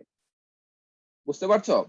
এভাবে হচ্ছে গিয়ে আমার সার্কিট সুইচিংটা হয়ে যাবে, অর্থাৎ পাথ ডিপেন্ডেন্ট সুইচিং হতে হবে। ক্লিয়ার? বুঝতে জি পেরেছো? স্যার। জি স্যার। আচ্ছা, এখন হলো গিয়ে তাহলে এই যে নেক্সট কথাটা থার্ড পয়েন্টটা বললাম, computer oriented routing, control routing. এটা হলো গিয়ে এই যে রাউটিংটা করা হচ্ছে, এই রাউটিংটার জন্য বহু রকমের প্রোটোকল আছে, যে আমি কিভাবে রুটিং গুলা ঠিক করব, সে কি এ থেকে ই এর পরে এফ এ যাবে না কি যাবে। ঠিক আছে, এই জিনিসগুলো সবগুলো ঠিক করবে কে? ওইখানকার রাউটার গুলো ঠিক করবে, সেগুলোর জন্য বিভিন্ন রকমের প্রোটোকল আছে। সেই প্রোটোকল গুলো তোমার কিছু জানতে হয়, সেটা আমরা ডাটা কমিউনিকেশনে পড়ার কথা ছিল, যেহেতু তোমাদের নাই তোমরা জানবা না আপাতত, তো কিন্তু তোমাদের জেনে দেওয়া দরকার যে কি কি ধরনের রাউটিং প্রোটোকল আছে, বেসিক রাউটিং প্রোটোকল গুলো। ঠিক আছে, এগুলো পরীক্ষায় আসবে, তোমাদের সামনে চাকরি ভাইবা বা এগুলো থাকে। আচ্ছা, তাহলে এখন মনে করো আমরা যেটা দেখলাম যে 1 এবং 2 এগুলো হচ্ছে কি আসলে আমাদের যে বর্তমান যে টেলিফোন নেটওয়ার্ক সবগুলোতে এটা ইউজ করা হয়। আর 3 নাম্বার যেটা কম্পিউটার কল রাউটিং, এটা নর্মালি হচ্ছে কি আপগ্রেডেড যে ভার্সন গুলো আছে টেলিফোন নেটওয়ার্কের, যেমন আইএসডিএন যেটা বর্তমানে ইউজ করা হচ্ছে, তো সেগুলোতে আমরা ইউজ করি হচ্ছে কম্পিউটার কন্ট্রোল রাউটিং। এবং ডেটা রাউটিং এর জন্য আমরা যে মনে করো যে এই যে আমাদের ব্রডব্যান্ড কোম্পানি আছে, বিভিন্ন রকম ওয়্যারলেস কোম্পানি গুলো আছে, তো মানে তোমার এই ডেটা কি বলে সার্ভিস দিয়ে থাকে, তারা সবাই হচ্ছে গিয়ে তাদের যে রাউটিং গুলো পাথ গুলো থাকে সেগুলো সবই হচ্ছে কম্পিউটার কন্ট্রোল রাউটিং। ঠিক আছে, তো এটা আমরা বেসিক আমরা একটু দেখলাম এখানটা কি হতে পারে, বাট এটা ডিটেল আমরা জানলাম না আর কি, আনফরচুনেটলি। আচ্ছা, তো তারপরে হচ্ছে গিয়ে আমাদের যে ট্রান্সমিশন প্ল্যান, যে নেক্সট টপিকটা, সেটা হলো গিয়ে আমি যে ডাটাগুলো আমি যে ভয়েস যে পাঠাবো সেটার জন্য একটু প্ল্যানিং থাকতে হয়। তোমরা যারা কমিউনিকেশন পড়বা তারা হয়তো লিঙ্ক বাজেট নামটা শুনে থাকবা, শুনেছো গো লিঙ্ক বাজেট? তো শুনেছো নিজাম? জি স্যার। লিঙ্ক বাজেট নাম শুনেছো? Link budget? লিংক বাজেট না স্যার। আচ্ছা, তোমার ফোর্থ ইয়ারে যারা হচ্ছে নরমালি কমিউনিকেশনে প্রজেক্ট করবে অনেকে দেখবে লিঙ্ক বাজেট নিয়ে কাজ করতেছে। অর্থাৎ আমি যে মনে করো লিঙ্ক বাজেটটা কি জিনিস, সেটা হলো কি, এটা ওয়্যারলেস দিয়ে বলি। মনে করো তুমি একটা টাওয়ার বসাবা, এখানটায় একটা মোবাইল টাওয়ার বসাবা। ঠিক আছে, তো মোবাইল টাওয়ার বসানোর পরে তোমাকে হিসাব করতে হবে যে আমি কত পাওয়ারে ট্রান্সমিট করব, আমি একটা অমনি ডিরেকশনাল অ্যান্টেনা বসাবো না কি ধরনের অ্যান্টেনা বসাবো, বসানোর পরে যদি বসালে সেখান থেকে আমি কত ডিবিআই তোমার হচ্ছে গিয়ে আমি পাওয়ারটাকে ট্রান্সমিট করব, সেটা কিছু লিমিটও আছে। মনে করো দেখবা যে তোমরা যদি বিটিআরস ওয়েবসাইটে ঢুকো তখন দেখবা যে বিভিন্ন মোবাইল টাওয়ারের লিমিট করে দেওয়া হয়েছে, এত ডিবিআই এর বেশি পাওয়ার ট্রান্সমিট করা যায় না, কারণ এটা হেলথ হ্যাজার্ড হয়। তো তোমার লিমিটেশন আছে। প্লাস হলো গিয়ে তুমি বেশি হাই রেঞ্জেও তুমি হচ্ছে গিয়ে পাঠাবা না, কারণ হলো গিয়ে তুমি দেখা গেলো যেহেতু সেলুলার সিস্টেম হলে কি হয়, আমাকে হচ্ছে গিয়ে একই ফ্রিকোয়েন্সি বিভিন্ন সেলে আমাকে দিতে হবে। তো সেই ক্ষেত্রে আবার হচ্ছে গিয়ে আমি বেশি পাওয়ার হইতে পারবো না। তো তারপরে সবকিছু মিলে এবং তোমার যে মোবাইলটা থাকবে, যে সাবস্ক্রাইবার এন্ড থাকবে, তারও কিছু পাওয়ার ট্রান্সমিশনের জন্য কিছু লিমিটেশন থাকবে। সবকিছু মিলে এই যে লিঙ্ক গুলোকে মানে তোমার হচ্ছে গিয়ে পাওয়ার লস কত হবে এবং মিনিমাম পাওয়ার কতটুকু তোমার হচ্ছে গিয়ে আর মোবাইল হ্যান্ডসেটে পৌঁছাতে হবে, তার উপর ডিপেন্ড করে তোমাকে লিঙ্ক বাজেটটা করতে হয়। তো এরকমও হচ্ছে গিয়ে আমাদের টেলিফোনও হচ্ছে গিয়ে আমাদের লস বাজেট আছে। মনে করো আমরা আমাদের টেলিফোন লাইনটা আছে, তোকে দেখিয়েছিলাম যে আমরা মনে করো যে আমি ভয়েস ট্রান্সমিট করবো, তাহলে আমি এখানে ওয়্যারের লেন্থটা হতে পারবে 10 কিলোমিটার ম্যাক্সিমাম, 10.42 মনে এরকম আসছিল। তো সেখানে আমরা অনেক কিছু কনসিডার করি নাই, কিন্তু এখানে দেখা গেলো যে আরো কিছু কনসিডার করতে হয়। যেমন মনে করো লাইন লস কনসিডার করতে হয়, সেটা আমরা করছি। সুইচ লস আছে, মনে করো যে তুমি যখন সুইচিং হবে তখন সেখানে কিছু লস হবে। তারপর হলো গিয়ে তোমার হচ্ছে গিয়ে ইকো লেভেল, তোমার মনে ইকো হতে পারে। ইকো কেন হয় তোমার হচ্ছে গিয়ে পরে দেখবো, তারপরে বলছি। ইকো হচ্ছে গিয়ে তোমার এই ইম্পিডেন্স মিসম্যাচ হতে পারে। মনে করো তুমি যে সিগন্যাল পাঠালে সেটা হচ্ছে গিয়ে তোমার সাবস্ক্রাইবারে এক ধরনের ইম্পিডেন্স থাকে, এক্সচেঞ্জ এক ধরনের ইম্পিডেন্স থাকে। তো দুটো ইম্পিডেন্স যদি মিসম্যাচ হয় তখন কি হয়, ইকো জেনারেট করে। তো সেই ইকোটা তোমাকে হচ্ছে ইকোটাকে ঝামেলা হতে পারে। সিঙ্গিংটা কি জিনিস, সিঙ্গিংটা হলো গিয়ে ইকো হওয়ার পরে যে সিগন্যালটা সেটা আবার ইকো হয়ে যেতে পারে, তাহলে ডাবল ইকো হতে পারে, সেটা হচ্ছে সিঙ্গিং। তো এইগুলা কি অমিট করতে হবে। এইসব চিন্তা করে যে সিসিআইটি যেটা বলেছিলাম, সিসিআইটি ওরা হচ্ছে গিয়ে ওদেরকে রেগুলেশন করে দিয়েছিল, যেটাকে বলে Q40 রেগুলেশন। সেখানে তোমার বলে দিচ্ছে যে the maximum number of circuit to be used in an international call is 12। অর্থাৎ তুমি যে মনে করো যে এই যে তুমি এখান থেকে মনে করো একটা ইন্টারন্যাশনাল কল করবা, মনে করো তুমি এখান থেকে তোমার পাশের দেশ ইন্ডিয়াতে তুমি একটা কল করবা। কল করলে তোমার যে এই যে তোমার ভয়েস কলটা হবে, সেখানে যে মাঝখানে কতগুলো এক্সচেঞ্জ থাকতে পারবে, এক্সচেঞ্জটাকে সার্কিট বলা হচ্ছে। তো সেই সার্কিট গুলো তোমার হচ্ছে গিয়ে পরিমাণ হতে হবে 12টার বেশি করা যাবে না। ঠিক আছে, তাহলে এখন আবার বলে দেওয়া হচ্ছে 2 নম্বরে, দেখো no more than 4 international circuits be used in tandem between the originating and terminating international switching centers। অর্থাৎ 4টার বেশি তোমার ইন্টারন্যাশনাল সার্কিট ইউজ করা যাবে না। অর্থাৎ তোমার ইন্টারন্যাশনাল সার্কিট মানে কি, তোমার হচ্ছে গিয়ে ইন্টারন্যাশনাল কলের জন্য আলাদা সার্কিট আছে, তোমার ইন্ডিয়াতে গিয়ে যে 4টার বেশি যেন করতে পারবে। তার মানে কি দাঁড়ালো, যে তোমার হচ্ছে গিয়ে বাংলাদেশের ভিতরে যদি তোমার কল করতে হয় তাহলে 8টার বেশি সার্কিট তুমি ইউজ করতে পারবা না। অর্থাৎ তুমি মনে করো ঢাকা থেকে তুমি কল করবে রংপুরে, সেখানে তোমার 8টা করা যাবে না, কারণ বাকি 4টা হচ্ছে ইন্টারন্যাশনাল। কোনো কারণে ইন্টারন্যাশনাল কল করো, এর জন্য ডিজাইনটা এমন ভাবে করতে হয় যে একটা কল একটা সাবস্ক্রাইবার সে যেখানে থাকো, টেকনাফ থেকে যদি তেঁতুলিয়ায় কল করে, তাহলে মাঝখানে তোমার হচ্ছে 8টার বেশি রাখতে পারবে না।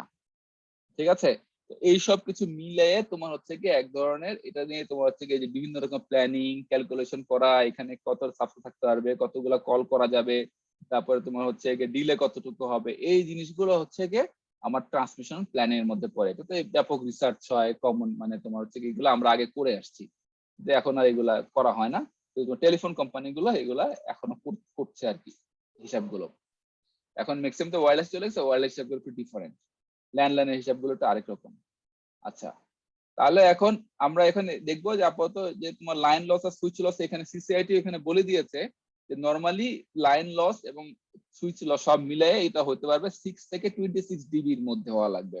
অর্থাৎ অ্যাটেনুয়েশন হবে 6 থেকে তোমার হচ্ছে 26 ডিবির মতো। তো এটা হলে, এবং এটা বিভিন্ন দেশে বিভিন্ন রকম হয়, কোন দেশে 6 ডিবি, কোন দেশে 26 ডিবি। মনে করো যদি অনেক বড় দেশ হয় সেখানে দেখা যায় 26 ডিবি হয়, এটাও অ্যাকসেপ্টেবল রেঞ্জে চলে আসে। তো সেই হিসাব করে তোমার হচ্ছে ট্রান্সমিশন প্ল্যান করতে হয়। আচ্ছা, ইকো লেভেলটা কি জিনিস একটু পরের স্লাইডে দেখি। এখানে বলে দেওয়া আছে, দেখো due to impedance mismatch occurs in most of the connections at the subscriber line trunk interference। মানে কোথায় হয়, সাবস্ক্রাইবার লাইন আর হলো ট্রাঙ্ক ইন্টারফারেন্স এর মধ্যে মেইনলি হচ্ছে কি ইম্পিডেন্স লস হয়ে থাকে। তো সেটা কি হয়, মনে করো এ সাবস্ক্রাইবার তোমার হচ্ছে গিয়ে বি সাবস্ক্রাইবারের দিকে ডাটা পাঠাচ্ছে। তো তখন কি হয়, সিগন্যালটা যখন যাবে তখন হবে কি এই জায়গাটা মিসম্যাচের কারণে কিছু তোমার হচ্ছে গিয়ে ব্যাক করবে। এই যে ব্যাক করলো এটা ইকো হয়ে আবার হচ্ছে গিয়ে তোমার হচ্ছে এ সাবস্ক্রাইবার কাছে আসবে। প্রতিটা লাইনে কিন্তু এমপ্লিফায়ার ইউজ করা হচ্ছে। এই এমপ্লিফায়ার গুলো দেখো, এই ইকোটাও হচ্ছে এমপ্লিফাই হয়ে আলটিমেটলি এ সাবস্ক্রাইবারের কাছে আসবে। তো আসলে কি হবে, আসলে তোমার থেকে সেটা ইকো শুনবে, সে যেটা বলছে সেটা আবার শুনবে সে। তো এটাকে সাপ্রেস করার জন্য তোমার হচ্ছে বিভিন্ন রকমের এখানে একটা সার্কিট ইউজ করে এটা অ্যাটেনুয়েটর ইউজ করা হয়, কোন জায়গায় তোমার সাপ্রেসর ইউজ করা হয়, করে এটাকে বন্ধ করে দেওয়া হয়। আর সিঙ্গিংটা কি জিনিস, আবার তো এখানে মিসম্যাচ হতে পারে, হলে কি হবে, এটা আবার ঘুরে এদিকে যাবে, তখন কি আবার এমপ্লিফাই হয়ে যাবে। অর্থাৎ তুমি দেখো তার মানে কি দাঁড়াচ্ছে, একই কথা বারবার শুনছে, তখন মনে হবে যেন গান গাচ্ছে, সিঙ্গিং, তাই না? এই সিঙ্গিংটা আসলে গান না, এটা মিনিংটা হলো যে তোমার মানে একই সুর বারবার আসা শুরু করে, এই জন্য সিঙ্গিং বলা হচ্ছে। তার মানে এটা সিঙ্গিংটাকেও সাপ্রেস করতে হয়, সেটার জন্য আমাদের বিভিন্ন রকম সার্কিট কনফিগারেশন আছে, ওইটা আসলে আমরা ওদিকে গেলাম না, আমাদের প্রয়োজন নেই, আমরা খালি দেখলাম যে ইকোটা কি জিনিস আর হলো সিঙ্গিংটা কি জিনিস, অথবা এরকম তোমার শর্ট নোট আসতে পারে পরীক্ষা হলে, ঠিক আছে? আচ্ছা, তারপরে হচ্ছে ট্রান্সমিশন সিস্টেম, এটা আসলে আমাদের এখানে কভার করার কথা না, তারপরে জাস্ট খালি বললাম যে তোমার হচ্ছে গিয়ে নর্মাল 3 ধরনের ট্রান্সমিশন থাকে, আমরা বলি রেডিও সিস্টেম বলি, কোএক্সিয়াল কেবল কমিউনিকেশন সিস্টেম বলি, আর হলো ফাইবার অপটিক কমিউনিকেশন সিস্টেম।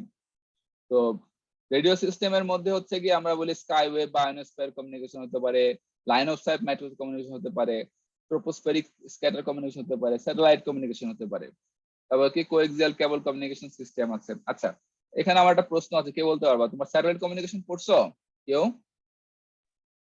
তোমাদের পড়ানো হয়েছে এখন? না স্যার, স্যাটেলাইট, স্যাটেলাইট কমিউনিকেশন পড়ানো হয়নি। আচ্ছা ঠিক আছে, তাহলে তো সমস্যা। আচ্ছা, কোশ্চেনটা ছিল এরকম, খুবই সিম্পল কোশ্চেন। স্যাটেলাইট তো আমরা ম্যাক্সিমাম ক্ষেত্রে দেখা যায় জিও স্যাটেলাইট ইউজ করি, তাই না? জিও হ্যাঁ স্যার, স্যাটেলাইট, আমরা 3টা জিও স্যাটেলাইট পুরো পৃথিবীকে কভার ওয়ার্ল্ডকে করতে কভার পারি, করতে পারে। তাই তো? আচ্ছা, বলতে পারবা এই জিও স্যাটেলাইট গুলো যে অবস্থান গুলো হয়, যে কোথায় তুমি বসাবা জিও স্যাটেলাইট, যেমন বঙ্গবন্ধু স্যাটেলাইট বসানো হয়েছে, বাংলাদেশ উপরে বসাতে পারে নাই, বসিয়েছে তোমার হচ্ছে গিয়ে ইন্দোনেশিয়া ওই সাইডটাতে বসিয়েছে। আচ্ছা, এই জিও স্যাটেলাইট গুলোর কিন্তু পজিশন গুলো বিক্রি হয়, অর্থাৎ তুমি এটা কোথায় বসাবা সেটা তোমার ডিপেন্ড করে হচ্ছে কি পজিশনের উপরে। সবচেয়ে এক্সপেন্সিভ পজিশন কোনটা, কে বলতে পারবা? কোন জায়গাটায় পারবা? না স্যার। আটলান্টিক মহাসাগরে, অর্থাৎ যেখানে ইউরোপ এবং হচ্ছে গিয়ে ইউএসএ কানেক্টেড হয়েছে। স্যার কেন বেশি? এই দুইটা দেশের মধ্যে কমিউনিকেশন সবচেয়ে বেশি হয়, ঠিক আছে? এবং সেটা কমিউনিকেশন করা সম্ভব না যে আন্ডার গ্রাউন্ড দিয়ে, না অনেক এক্সপেন্সিভ। কিন্তু এখানে স্যাটেলাইট বসায় দাও, মনে করো দুইটা মহাদেশ, ইউরোপ আর হলে আমেরিকা মহাদেশ, দুইটা দেশকে কানেক্টেড করে ফেলতে পারে এই মাঝখানে বসানোর জন্য। এই কারণে, এবং এগুলো খুবই প্রফিটেবল স্যাটেলাইট গুলো, ঠিক আছে? দ্যাটস ওয়াই ভেরি এক্সপেন্সিভ এই জায়গাটায়। আচ্ছা, তো এরকম ধরো মনে করো যে এটা একটা নর্মাল কোশ্চেন ছিল। তারপর দেখো স্যাটেলাইট কমিউনিকেশনে তো এরকম বিভিন্ন রকমের, যে মনে করো এই স্যাটেলাইট কমিউনিকেশন এটাও একটা তখন সার্কিট হিসেবে কাজ করবে, যে একটা স্যাটেলাইট তুমি বসালা, সেটা সার্কিট হিসেবে কাজ করবে। আচ্ছা, এখানে তো আমরা বলেছিলাম যে 12টা, তাই না? আগে স্লাইডে বলেছিলাম 12টার বেশি তোমার হচ্ছে গিয়ে এক্সচেঞ্জ থাকতে পারবে না, তাই না? সার্কিট থাকতে পারবে না। এখন যে আমরা যে ভয়েস কমিউনিকেশন করি বা এগুলো করি, সেখানে কয়টা সার্কিট থাকে? স্যার 8টা। 8টা? তো দেখি তাহলে কয়টা থাকে।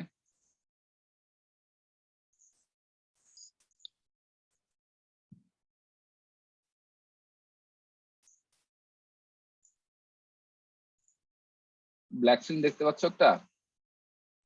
জি জি স্যার। স্যার। আচ্ছা, এখানে প্রথমে হচ্ছে গিয়ে আমি আমি দেখতে চাই গুগলের সার্ভারটা কোথায় আছে, ঠিক আছে? এটার জন্য প্রথমে আমি করতে পারি পিং google.com। তোমাদের যে কোনো কম্পিউটারে তোমাদের সিএমডি লেখো তোমাদের সার্চ এখানে গিয়ে, তাহলে এটা চলে আসবে। এখানে চলে আসা মনে হলো এই যে এটা করার ফলে গুগলের যে সার্ভারটা আছে সেখানে দেখো পিং করে ফেলছে। পিং করা মানে কি, এই যে দেখো এই গুগল লেখার পরে, পিং গুগল লেখার পরে দেখো একটা ইনফরমেশন আছে 74.125.24.133.113। এটা হচ্ছে কি গুগলের সার্ভারের আইপি আইপি অ্যাড্রেস, অ্যাড্রেস। ঠিক আছে? তাহলে সেটা কে পাঠালো আইপি অ্যাড্রেসটা তোমার কাছে যখন পিং করলা, বলতে পারো কেউ? সেটা পাঠিয়েছে তোমাদের প্রতিটা কম্পিউটার একটা ডিএইচসিপি সার্ভারের সাথে কানেক্টেড। তো সেই ডিএনএস সার্ভারের সাথে কানেক্টেড, ডোমেইন নেট সার্ভিস সার্ভারের সাথে কানেক্টেড। তুমি যখনই নেটওয়ার্ক অ্যাক্সেস করবা, যখনই একটা নাম লিখে যখন পিং করতে যাবা, তখনই সে সার্ভারে চলে যায় সে একটা মনে করো টেলিফোন বুকের মতো কাজ করে, যে আমি দেখে যে গুগল নামে আমার কাছে রিকোয়েস্ট আসছে, তাহলে সেই গুগলের করেসপন্ডিং আইপি অ্যাড্রেস কোনটা সেটা সেখানে পাঠিয়ে দেয়। সেই আইপি অ্যাড্রেসটা কত 74 ডট এত এত এত। এখন আমি চাইলে সেটাকে আমি মনে করো যে এখন আমি দেখতে পারি, ট্রেস রুট করতে পারি। ট্রেস রুট করে আমি যদি এটাও লিখি google.com সেটাও হবে, অথবা আইপি অ্যাড্রেস সরাসরি করা যাবে। ট্রেস রুট মানে হলো গিয়ে এই গুগলে যাওয়ার জন্য আমি কতগুলো সার্কিট ইউজ করছি, কতগুলো পাথ ইউজ করছি, এবং মেইনলি হচ্ছে কতগুলো রাউটার ইউজ করছি সেগুলো জানিয়ে দিবে। যেমন এই দেখো প্রথমে যেটা আসছে 192.168.0.1, এটা হচ্ছে কি আমার যে হোম ওয়াইফাই সিস্টেমটা আছে বাসায় সেটার একটা অ্যাড্রেস দিয়ে দিল, অ্যাক্সেস অ্যাড্রেসটা। তারপরে চলে গেছে তোমার দেখো 10.163.9.169, সেটা আরেকটা সার্কিট। এটা সম্ভবত আমি যে লাইন ইউজ করি, অর্থাৎ আমি যে ব্রডব্যান্ড কোম্পানিটা ইউজ করি তাদের সার্ভার এইটা। এরকম করে দেখো, তারপরে চলে গেছে দেখো এখন দেখো আরো চলে গেছে যে nuclear.link3, এটা হচ্ছে কি আমার আইএসপিটা লিঙ্ক থ্রি, দেখো তিনটা লিঙ্ক থ্রি নিজেও একটা হায়ারার্কি মেনটেন করেছে। এরকম করে দেখো এটা সম্ভবত তোমার বাইরে চলে যাচ্ছে বা আমাদের আইজিডব্লিউ তে আছে। দেখো অলরেডি হচ্ছে কি 11টা নোড পার হয়ে গেছে, কে জানি বলছিল 8টা নোড। ঠিক আছে, দেখো এখন বিভিন্ন পাথে সে যাচ্ছে, কিন্তু এই যে ডাটাটা পাঠাচ্ছে এবং সে পাশাপাশি দেখছে, এটা খুব ইম্পর্টেন্ট জিনিস হলো গিয়ে পাশাপাশি দেখছে যে তোমার হচ্ছে গিয়ে ইন্ডিভিজুয়ালি যে ডাটা সেন্ড করতাম তাহলে কত মিলি সেকেন্ড ডিলে হয় আর কি এই সার্ভার গুলোর সাথে। ঠিক আছে, দেখা যায় দেখো আস্তে আস্তে ডিলে কিন্তু বাড়ছে, আবার কমছেও, কারণ ইন্ডিভিজুয়ালি অবশ্যই ডাটাগুলো চেক করে দেখছে সেটা, এই জন্য দেরি হচ্ছে। দেখি শেষ কোথায় হয়। তোমরা বাসাতেও তোমার ট্রাই করে দেখতে পারো কানেকশন গুলো কতটুকু লাগে। যে কোনো একটা তুমি অ্যাড্রেস লেখো বা দারাজ লেখো বা ইউটিউব লেখো, যে কোনো লেখলে তুমি জেনে যাবা যে তোমার কতটুকু কানেকশন লস হচ্ছে।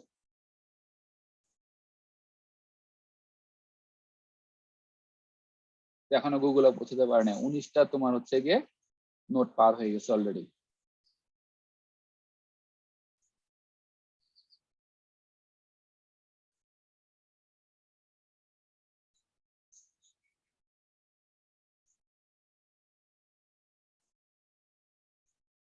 এটার মাধ্যমে আরেকটা জিনিস দেখতে পারো তোমরা, এইটা কিন্তু তোমার হচ্ছে গিয়ে তোমার নেটওয়ার্কের মনে করো যে তোমার নেটওয়ার্ক কানেকশন টেস্ট করা একটা কিন্তু খুব একটা ইজি প্রসেস আর কি, যে কানেকশনটা কোথায় প্রবলেম আছে এটা বের করা যায় এইভাবে। রিকোয়েস্ট টাইম আউট হচ্ছে, গুগলের সার্ভার নাই হয়ে গেছে।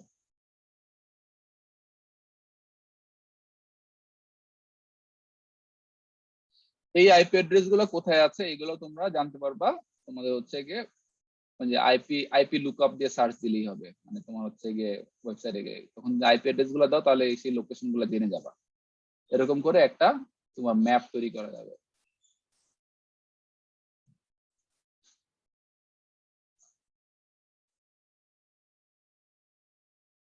স্যার এটা কি ডিলে হওয়ার কারণে রিকোয়েস্ট টাইম আউট হয়ে যাচ্ছে? কোনো কারণে ডিসকানেক্টেড হয়ে গেছে।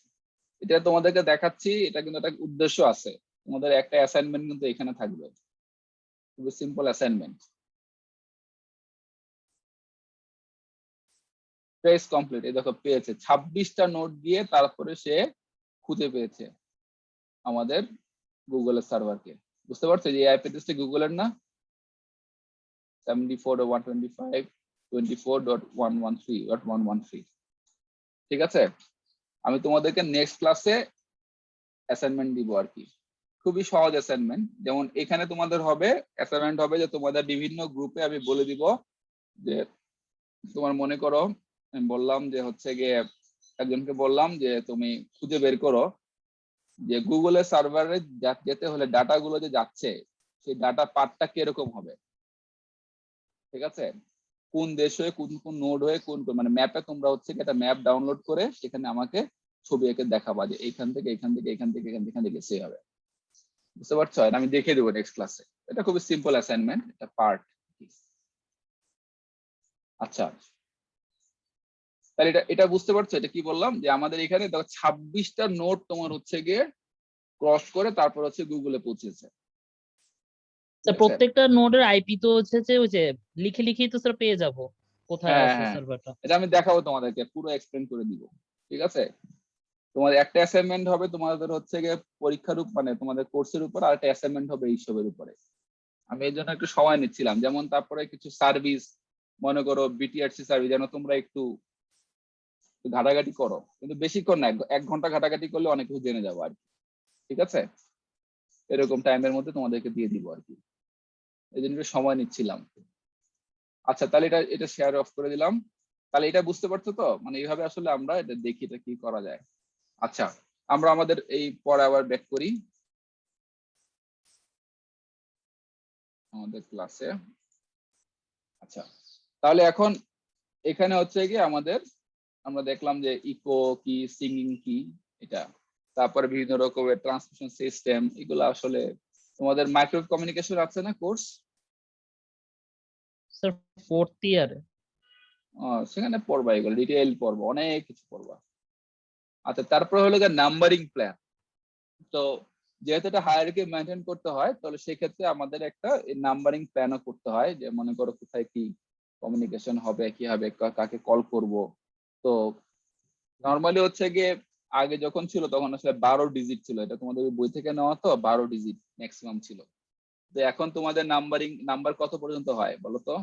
ম্যাক্সিমাম একটা টেলিফোন নাম্বার কত ডিজিট হতে পারে, কে বলতে পারবা?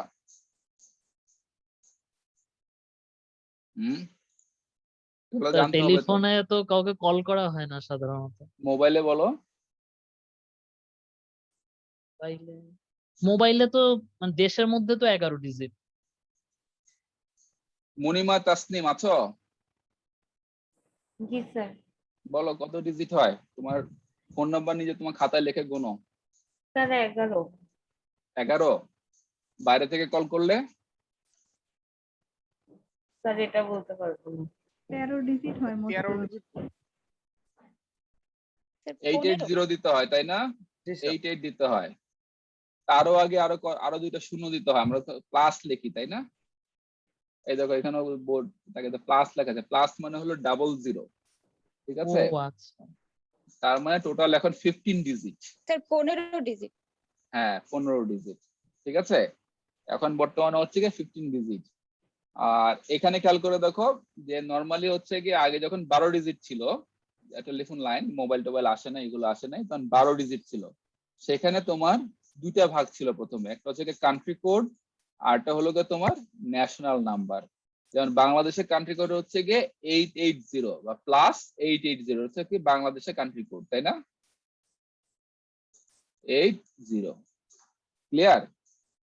বাংলাদেশের কান্ট্রি কোড কত? 880।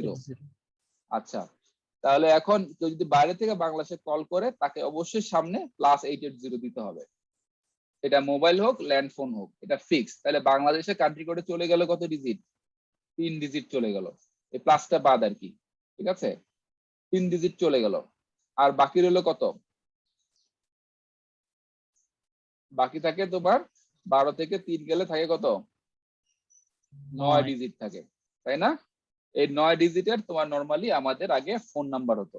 এই 9 ডিজিট কে বলা হচ্ছে গিয়ে ন্যাশনাল নাম্বার। এই ন্যাশনাল নাম্বারটাকে আবার ভাগ করা হয়েছে, ঠিক আছে?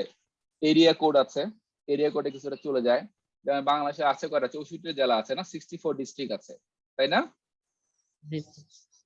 তাহলে আমরা যদি এখন, আগে যখন ফোন করতাম তখন হচ্ছে গিয়ে আমি মনে করো ঢাকা থেকে যদি আমি রংপুরে ফোন করতাম, রংপুর এরিয়া কোড জানতে হতো। যেমন ঢাকার এরিয়া কোড হচ্ছে গিয়ে 02, মানে আমার 64টা তোমার হচ্ছে গিয়ে জেলাকে যদি ভাগ করতে হয় তাহলে মিনিমাম 2টা ডিজিট রাখতে হবে, তাই না?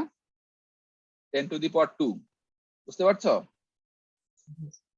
2টা ডিজিট রাখতে হবে আমার হচ্ছে গিয়ে কিসের জন্য? এরিয়া কোডের জন্য। তারপরে হচ্ছে এই দেখো exchange code.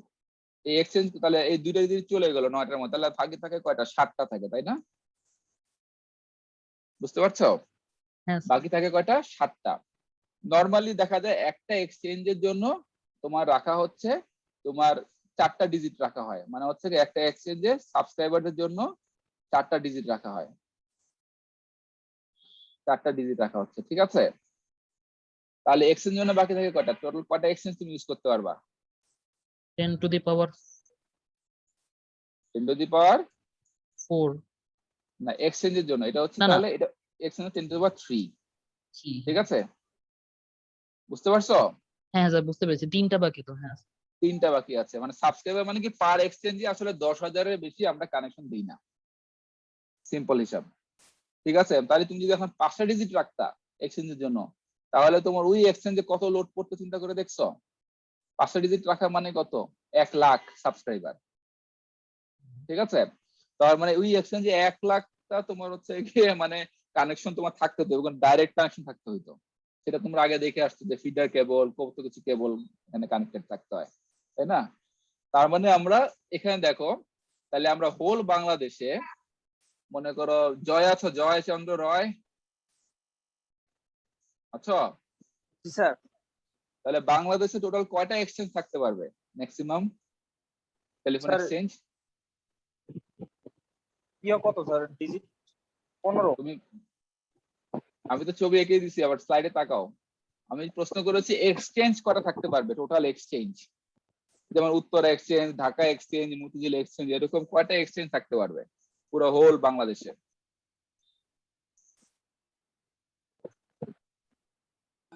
Sir 100টা। 10 to the পাওয়ার। আচ্ছা আরো ইজি করে দেই, সহজ করে দেই, ঢাকাতে কটা এক্সচেঞ্জ থাকতে পারবে ম্যাক্সিমাম?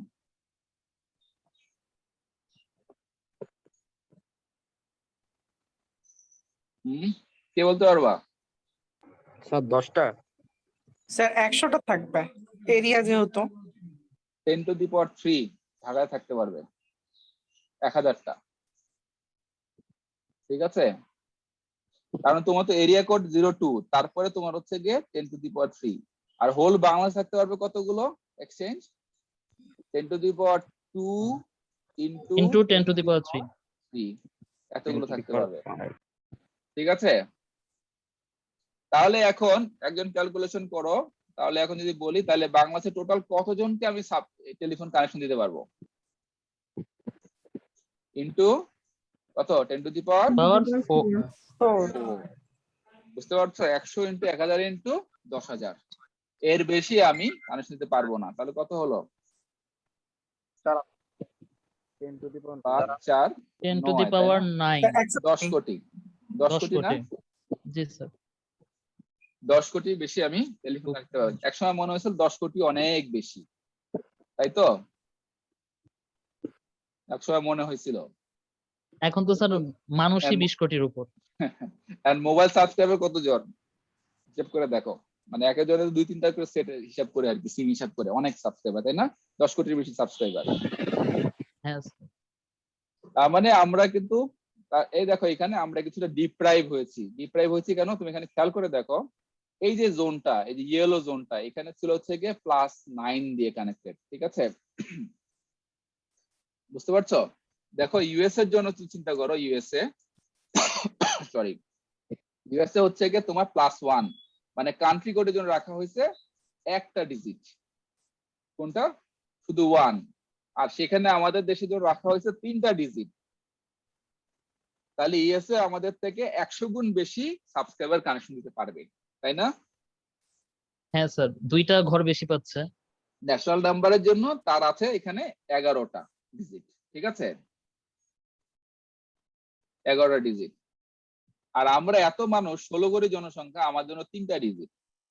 ইন্ডিয়া হচ্ছে 2টা ডিজিট, পাকিস্তানে 2টা ডিজিট, ঠিক আছে, চায়নায় 2টা ডিজিট, জাপানে 2টা ডিজিট, তোমার সব জায়গা হচ্ছে গিয়ে 2টা ডিজিট করে। ইউএসএ নিয়ে নিছে একটা ডিজিট, আর রাশিয়া নিয়ে গেছে একটা ডিজিট। বুঝো তাহলে, তারা আগে আগে এই জিনিসগুলো উদ্ভাবন করছে, এই কারণে তাদের এই অবস্থা। দেখ এখন আর সে সুযোগ নাই, এখন সুযোগ এখনো আছে। এখন আমরা হচ্ছে কি এই যে তোমার +880 আমাদের কপালে এইটাই জুটে আছে। এখন 15 ডিজিট হওয়াতে আমাদের কিছুটা লাভ হয়েছে, তাই না? যাই হোক, এখন একটা ডিজিট, কারণ আগে তোমরা খেয়াল করে দেখবে, আগে কিন্তু গ্রামীণ ফোন এগুলোতে ছিল হচ্ছে গিয়ে তোমার 017 বলতো, তাই না? গ্রামীণ ফোন শুরু করতো 017, তারপরে তোমার হচ্ছে গিয়ে 6টা ডিজিট ছিল। এখন কিন্তু 017 আরেকটা ডিজিট বাড়াইছে, 017 এর পরে 1 দিচ্ছে একটা, এটা হচ্ছে গ্রামীণ ফোন এর নিজস্ব একটা মানে এক্সচেঞ্জ বাড়াইছে। মানে একটা ডিজিট বাড়ানোর কারণে 10 গুণ বেশি তুমি তোমার ক্যাপাসিটি বেড়ে গেছে। ব্যাপারটা এই আর কি। ঠিক আছে, তাহলে এটা তো তোমরা বুঝছো না নাম্বারিং প্ল্যানটা? জি স্যার, বুঝতে পেরেছি। বুঝছো? এখন যদি তোমাদের এরকম কোশ্চেন করা হয় এখান থেকে, যে মনে করো খুবই শর্ট একটা কোশ্চেন করলাম এরকম, যে তোমার যে বাংলাদেশের সাথে একটা ইন্ডিয়ার একটা কম্পারেটিভ অ্যানালাইসিস বলো, যে সাবস্ক্রাইবারের দিক থেকে বা এক্সচেঞ্জের দিক থেকে তোমরা কিভাবে কি করা হয়, তাহলে তোমরা করতে পারবা না হিসাবটা? জি স্যার। আমি ঠিক আছে, আচ্ছা এই গেল। তারপর নাম্বারিং প্ল্যান, আর একটু আজকে দেরি হচ্ছে একটু, তোমরা কি বোর ফিল করতেছো? আর একটু লাগবে সময়, গ্যাপ দিব 10 মিনিট না 5 minute? Hmm,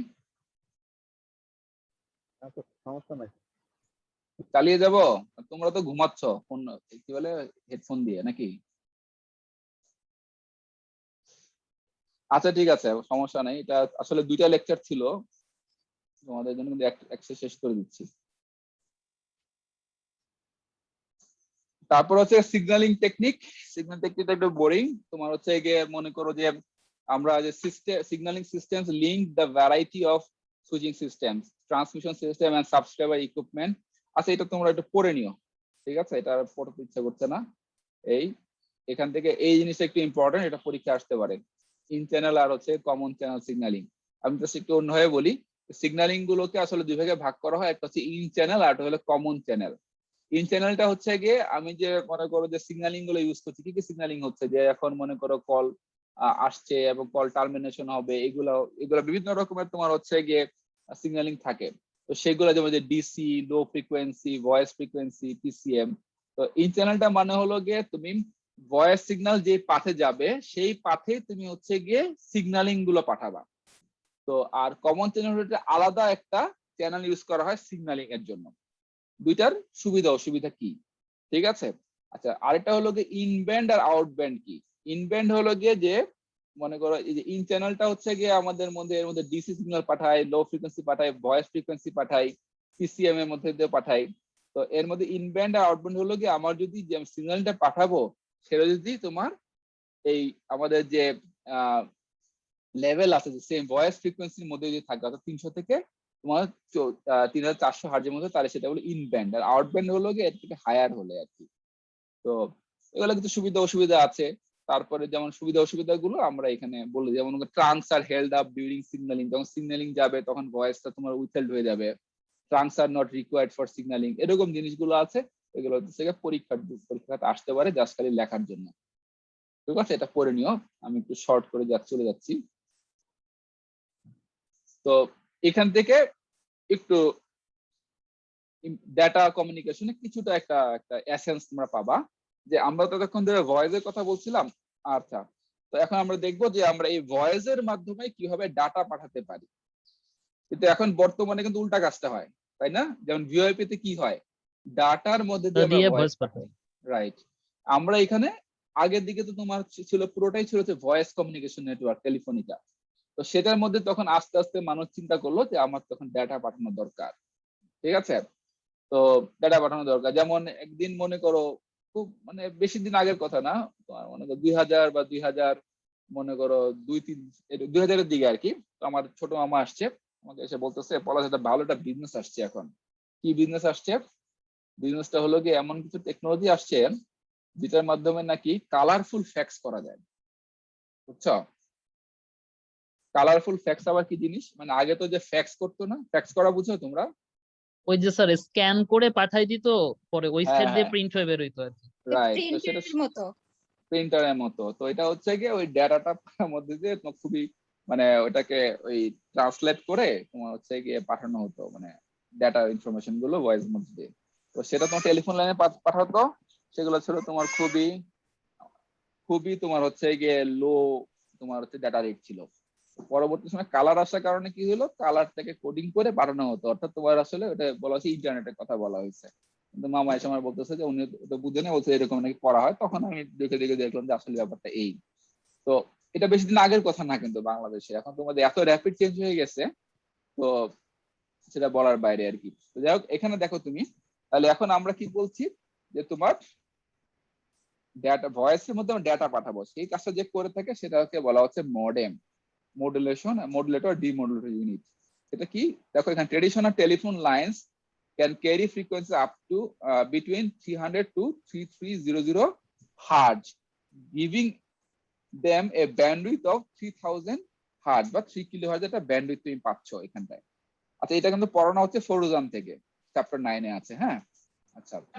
So where a great deal of interference and distortion can be accepted with a loss of intelligibility.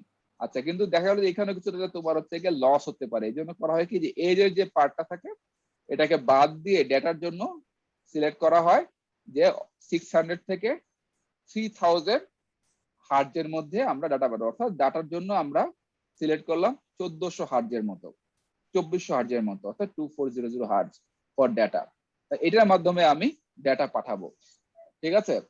তাহলে এটার মাধ্যমে তাহলে যখন যেটা পাঠাই তাহলে ম্যাক্সিমাম কত ডাটা পাঠাতে পারবো, কে বলতে পারবা?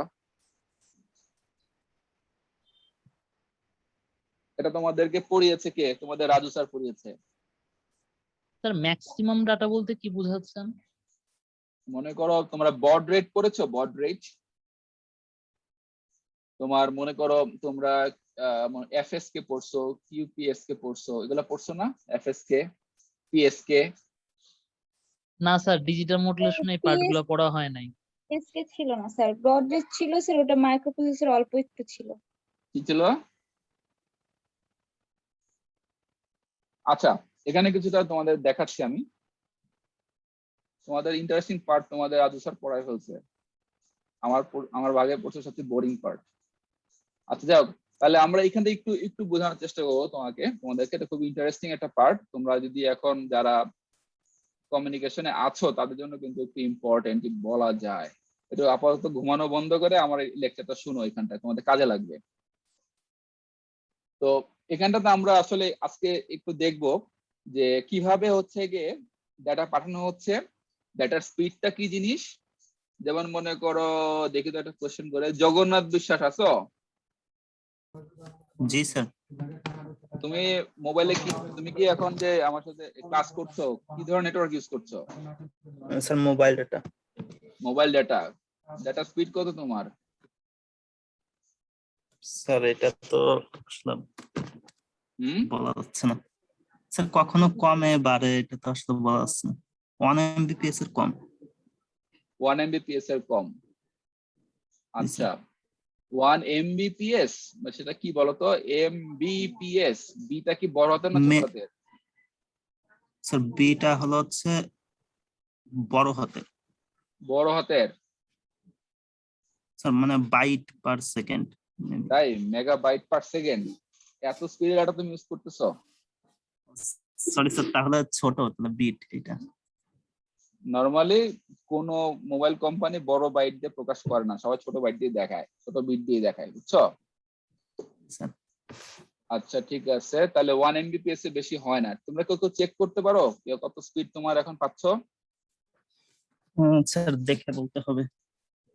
আচ্ছা, এটা সবাই জানো মনে হয়, তোমাদের নেট স্পিডের জন্য বিভিন্ন রকমের অ্যাপ্লিকেশন আছে, তাই না? স্যার প্রায় 80 kbps এর মতো আছে। কত? 80 kbps। ধরো আরেকটা তোমাদের একটু জ্ঞান দিয়ে যাই, তোমাদের কাজে লাগবে।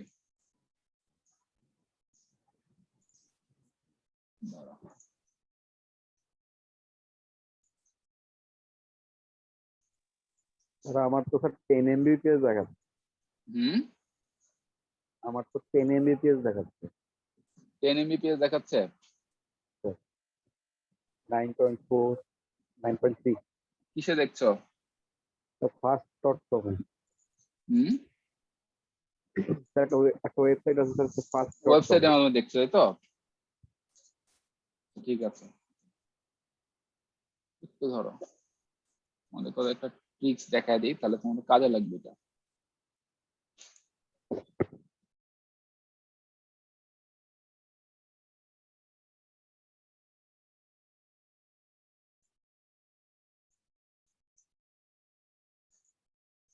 আচ্ছা, এখানে দেখা যাচ্ছে না, একটা ওয়েবসাইট দেখা যাচ্ছে, এটা speedtest.net, তাই না?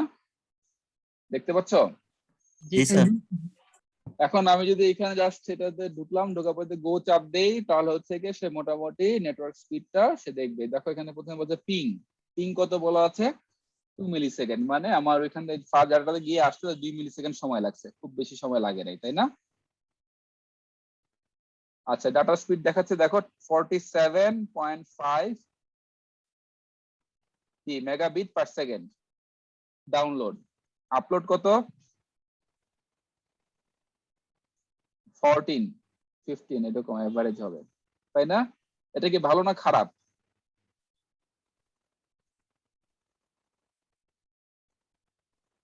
মোটামুটি ভালো, তাই না? কিন্তু আমি এটাতে স্যাটিসফাই না, কেন বলতো? আপলোডের ক্ষেত্রে আপলোড স্পিড ডাউনলোড স্পিড সমান না। এটা দ্যাট ডাজন্ট ম্যাটার, ঠিক আছে? এটা ম্যাটার করে না, কেন আমি তোমাকে পরে বলছি। এখানে আমি এটা ইম্পর্টেন্ট আমাকে স্যাটিসফাই এখনো না, কারণ হচ্ছে কি দেখো সে ডাটাটা তোমার ক্যালকুলেশন করেছে আমারা টেকনোলজি লিমিটেডের মাধ্যমে, অর্থাৎ সে আমারা টেকনোলজিতে সে এই ডাটাটা পাঠিয়ে সে ডাউনলোড করে দেখেছে কতটুকু হয়, বুঝতে পারছো? মানে ইনবাউন্ড ট্রাফিক, মানে হলো কি বাংলাদেশের ভিতরে ডাটা, এটা যেটা আমার জন্য ইম্পর্টেন্ট না, এই জন্য আমি এটা এই সার্ভারটা চেঞ্জ করব। তাহলে তুমি রিয়েলটা পাবা, অর্থাৎ বাংলাদেশে ইনবাউন্ড ট্রাফিক অনেক হাই, এটা স্বাভাবিক, কারণ এটা পুরোটা ফাইবার অপটিক নেটওয়ার্কের মধ্যে কানেক্টেড। আমি জানতে চাই যে দেশের বাইরে যখন যাবে তখন আমি ডাটাটা কত স্পিডে পাবো, এবং ম্যাক্সিমাম সার্ভার গুলো থাকে ইউএসএ তে, তাহলে ইউএসএ কোনো একটা সার্ভার আমার দরকার দেখা।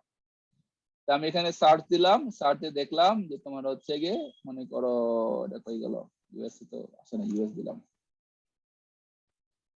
কোন আকারে আছে, আচ্ছা নাই, ওয়াশিংটন লিখি,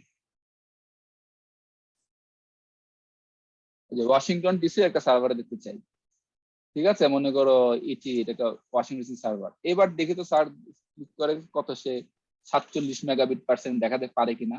দেখো পিং ছিল 2 মিলি সেকেন্ড, পিং এর কোনো খবর নাই, দেখছো কতটুকু পিং আসছে 288 মিলি সেকেন্ড, এতটুকু ডিলে হয়েছে। এবং এটা হচ্ছে গিয়ে আমার রিয়েল স্পিড, অর্থাৎ 7 এমবিপিএস এর মতো পাচ্ছি এখানটায়, অর্থাৎ ইউএসএ সার্ভারে, অর্থাৎ 5 এর মতো পেয়েছি তোমার। সেটা হচ্ছে গিয়ে আমার ডাউনলোড, রিয়েল ডাউনলোড স্পিড, অর্থাৎ আউটবাউন্ড ট্রাফিক, ঠিক আছে? এখানে খেয়াল করে দেখো ডাউনলোডের থেকে আপলোড বেশি দেখাচ্ছে, বুঝতে পারছো? তার মানে এটা হচ্ছে কি আমাদের মোটামুটি রিয়েল ডাটাটা আর কি কতটুকু হলো সেটা এখানে বোঝা যাচ্ছে। তোমরা এবার চেক করে দেখবা যে তোমাদের হচ্ছে গিয়ে রিয়েলটা তোমাদের স্পিড কত, মোটামুটি স্পিড টেস্টের মাধ্যমে দেখতে পারো। আচ্ছা, এটা শেয়ার অফ। আচ্ছা, এখন আমরা আবার আমাদের আগে লেকচারে যাই।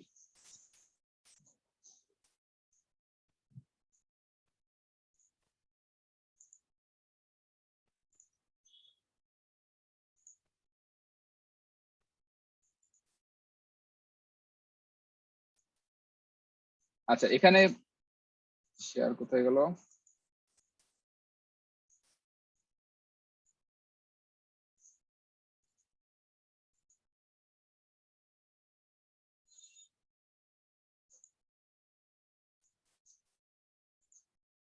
দেখা যাচ্ছে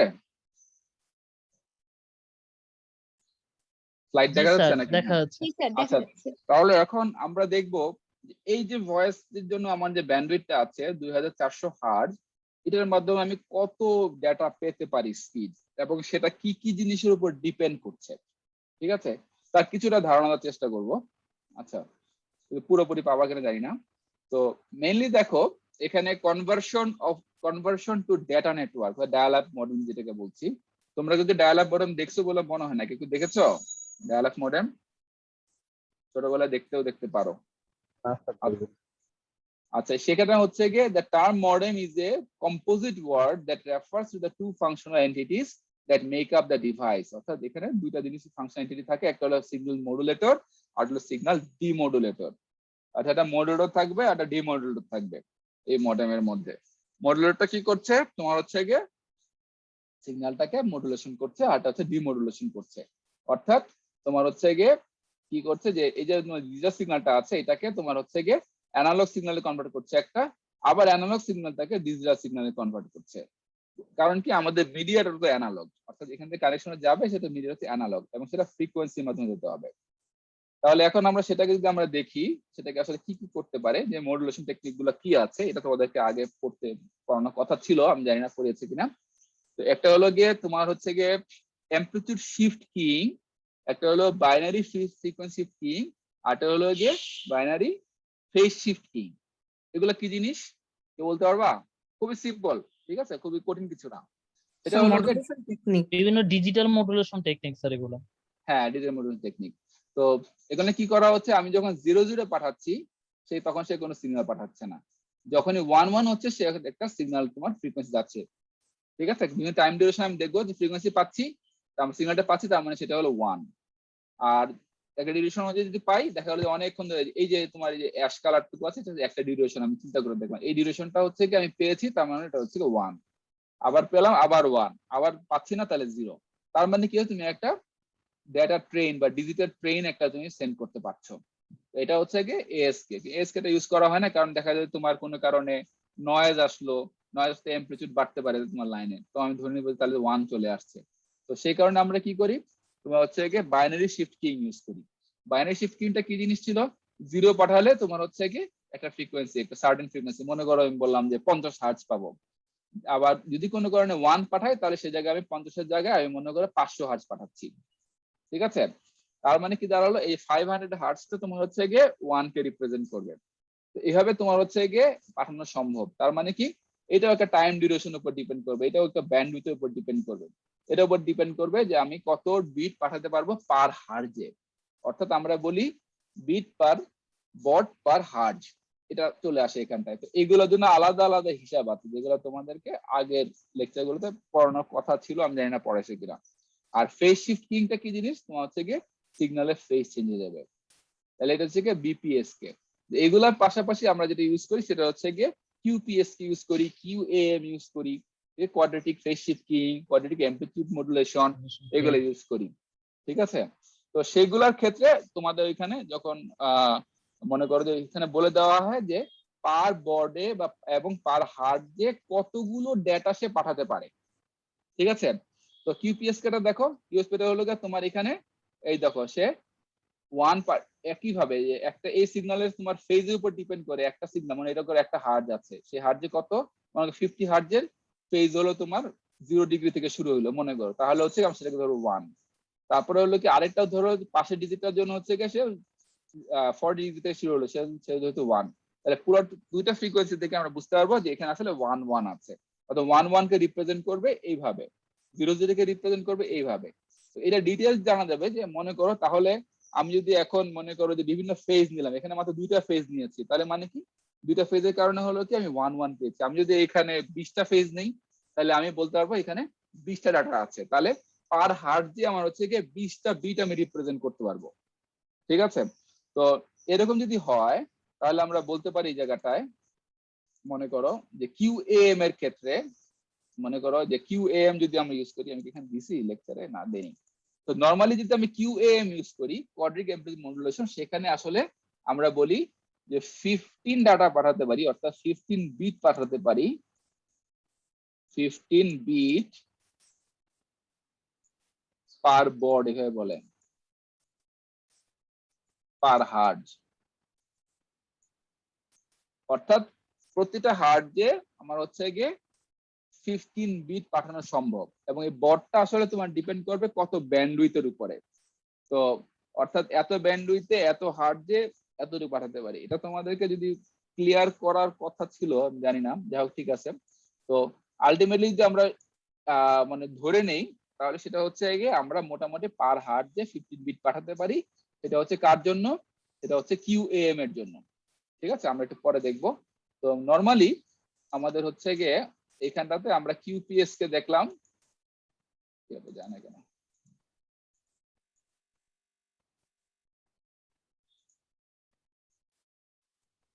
আচ্ছা। তো কিউপিএস কে নরমালি তো 2 বিট যায়, তোমার এফএস কে এগুলোতে 1 বিট করে যায়। তো আর আমাদের কিউএম টাতে তোমার যায় হচ্ছে গিয়ে মোটামুটি 15 বিটের মতো। এরকম যদি হাই লেভেল মডুলেশন করো কখনো 64 বিটও যায়, ঠিক আছে। যত বেশি হাই লেভেল মডুলেশন করবা তত বেশি তোমার ডেটা ট্রান্সফার রেট বেশি হাই হবে। তো কোনগুলা হাই লেভেল মডুলেশন, কোনগুলা লো লেভেল মডুলেশন, এগুলা সম্পর্কে তোমাদের আইডিয়া থাকাটা জরুরি ছিল। যাই হোক, এনিওয়ে ভবিষ্যতে লাগবে। আচ্ছা, এখন আমরা ধরে নিলাম যে এখানে হচ্ছে হাই রেটে যদি তুমি পাঠাতে চাও তাহলে আমাদের হাই লেভেল মডুলেশন লাগে। হাই লেভেল মডুলেশনের সমস্যাটা কি? সেখানে হচ্ছে গিয়ে নয়েজ বেশি ইন্টারফেয়ার করে, তো এরকম কিছু ঝামেলা আছে। যাই হোক, এখন আমরা কি করলাম যে এখন একটু দেখবো যে ডায়াল আপ মডেম, সেটা হচ্ছে কি আমরা ভার্সন 90 যেটা লেটেস্ট মডেল, যেটা এটি লাস্ট মডেল আর কি, যে ভার্সন 90, এখানটার মাধ্যমে দেখা গেল যে 56 বিট পার সেকেন্ডে ডাটা পাঠানো সম্ভব। কোনটার মাধ্যমে? তোমার হচ্ছে গিয়ে এই যে তোমার এই সিগন্যালটার মাধ্যমে, অর্থাৎ তোমার হচ্ছে 3 কিলোহার্টজ ব্যান্ডউইথের মাধ্যমে আমার মোটামুটি 56 kilobit per second data পাঠানো সম্ভব। তার মানে পার হার্ট যে কত ডাটা পাঠানো হচ্ছে হিসাব করো কেউ একজন। বুঝতে পেরেছো কি বলেছি? নিজাম? স্যার ব্যান্ডউইথটা কত বলছিলেন? 2.4 কিলোহার্টজ, তাই না? 2.4 কিলোহার্টজ। তাহলে 23 বিটের মতো আর কি পার হার্জে। 23 বিট আসে না? 23.33 এরকম আসে।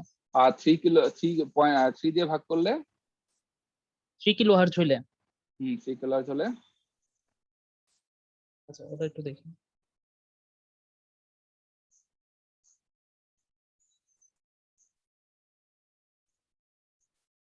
— 56 ডিভাইড বাই 3 কত হয়? স্যার 18.67 মানে 18.67 আসে, তাই না?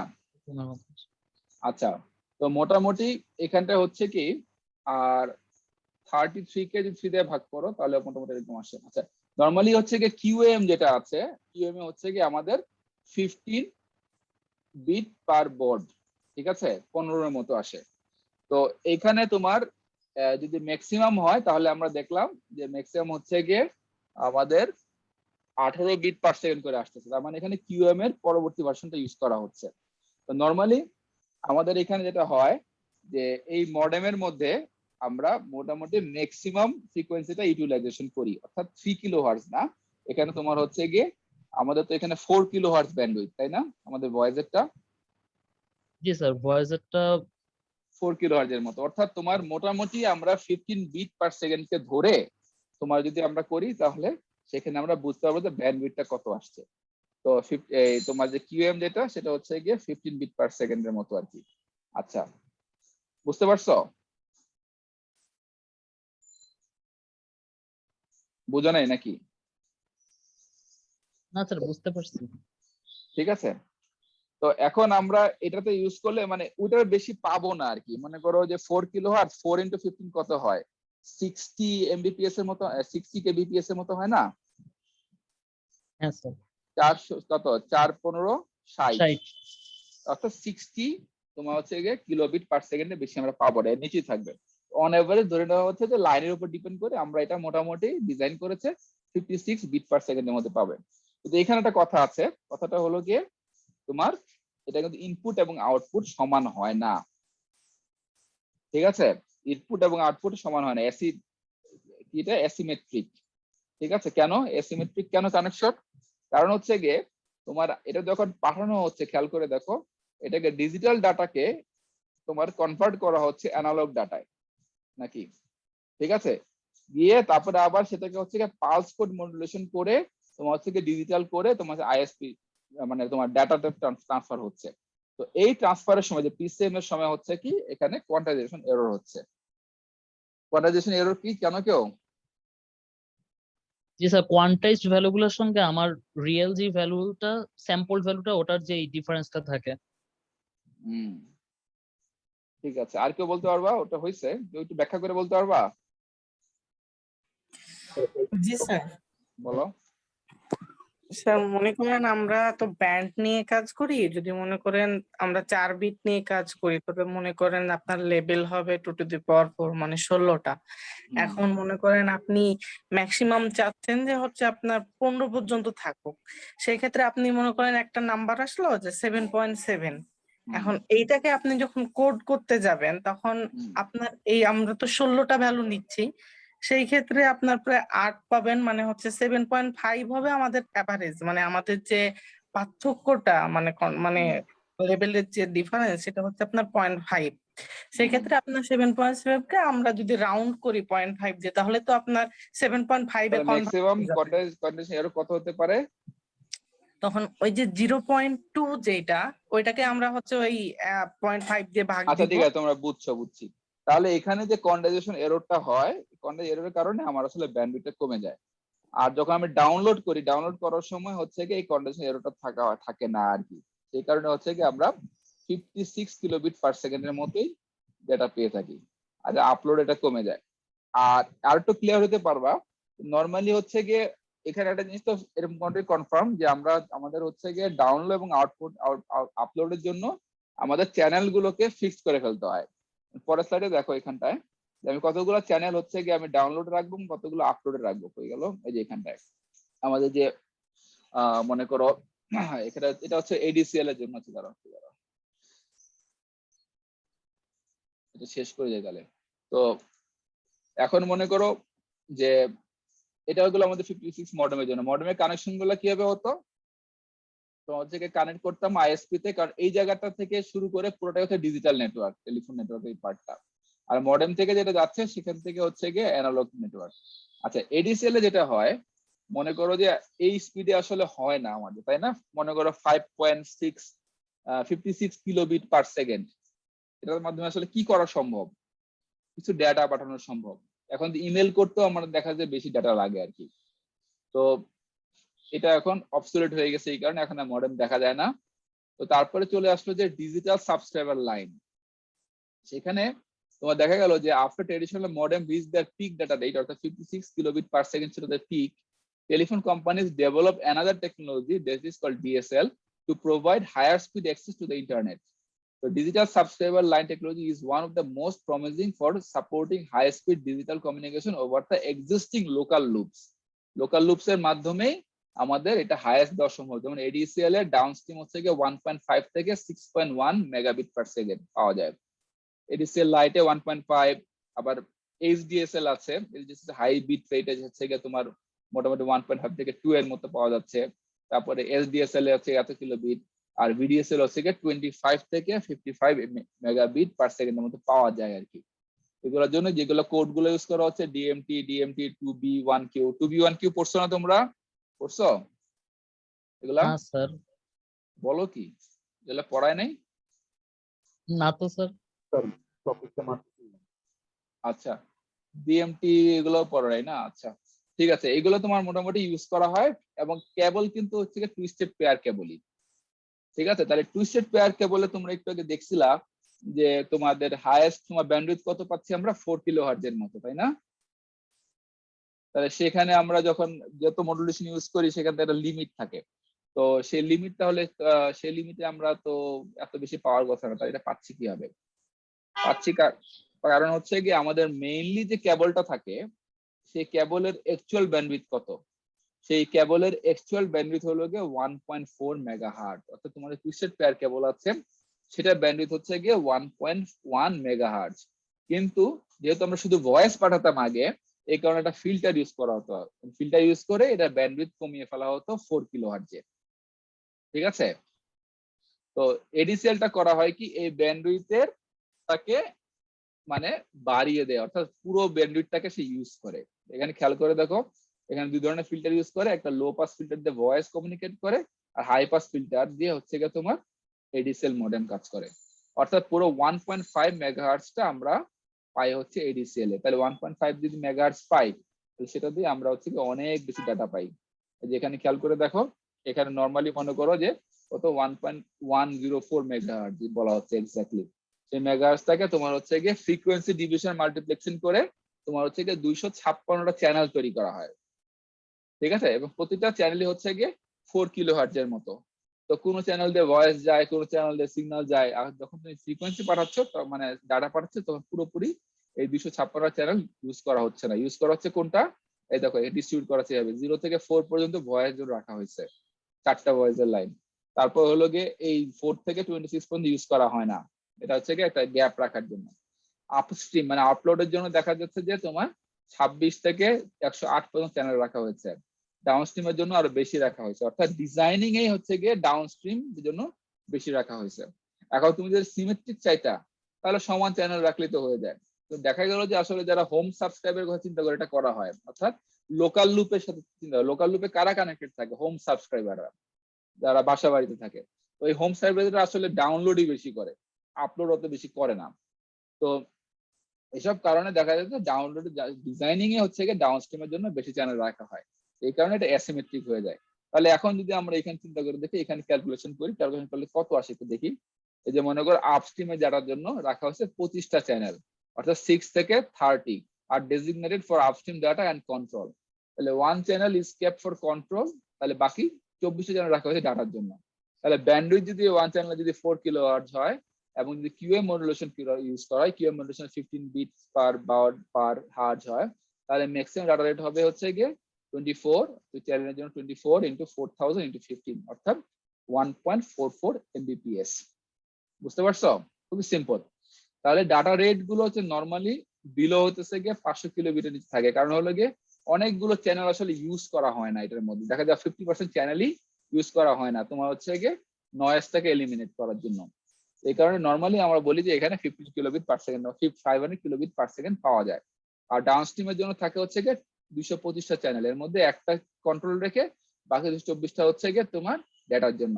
তাহলে একই পদ্ধতি যদি ক্যালকুলেশন করো তাহলে দেখা যাবে এটা থাকে হচ্ছে গিয়ে 13.4 এমবিপিএস। ঠিক আছে, খুবই সিম্পল আর কি। তো আলটিমেটলি হচ্ছে গিয়ে ওইরকম চেক করলে 50% বাদ দিলে তোমার হচ্ছে গিয়ে 8 এমবিপিএস এর মতো এখানে পাওয়া যায় আর কি। তো এটা ছিল হচ্ছে গিয়ে তোমার এডিসিএল, তারপর হলো গিয়ে তোমার কম্পিউটার টেলিফোন নেটওয়ার্ক, এইসব জিনিসপত্র নিয়ে আজকের লেকচার এখানে শেষ আর কি। হ্যাঁ, তোমাদের আরো কোনো কোশ্চেন আছে? স্যার বলো। স্যার আমরা যদি স্যার ডিএমটি তারপর 1BQ এই জিনিসগুলো বুঝতে চাই, তাহলে কি ডিজিটাল কমিউনিকেশনের যে মডুলেশন স্কিম ওইটা পুরাটা পড়বো? তাহলে ফরুজানি মনে আছে নাকি, দেখি দাঁড়াও। হ্যাঁ স্যার, তোমাদের ফরোজেনে একটা চ্যাপ্টার আছে। হ্যাঁ দাঁড়াও, বইটা আছে আমি দেখে নিই। ফরুজানের 4th এডিশনে থাকার কথা। তোমাদের পড়িয়েছে কোথা থেকে পড়ানোর কথা? স্যার ওগুলা পড়ায় নাই স্যার, বাট ওই অ্যানালগ পর্যন্ত পড়া আছে, তো এটা ধরলে পারবো। অ্যানালগ কমিউনিকেশন পুরোটা পড়া আছে এমনিতে একটা কোর্স। বুঝতে পারছি। না এটা তো থাকলো তোমার তো এটা। আচ্ছা, কত চ্যাপ্টার এটা? আচ্ছা, এটা আমি তাহলে তোমাদেরকে নেক্সট ক্লাসে আলোচনা করব, কি অবস্থা দেখে নিই, ঠিক আছে? আমি যদি পারি একটা ওভারভিউ করবো, কিন্তু আসলে আমি নিজেই সময় পাচ্ছি না। আর এগুলো আমি পড়ছি বহু আগে বহু আগে।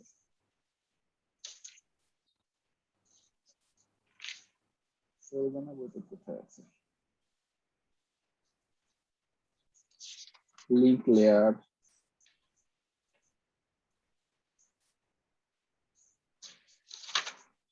আচ্ছা, এটা আমি দেখে জানাবো না, সিলেবাসে কি আছে বুঝে নিই, ঠিক আছে?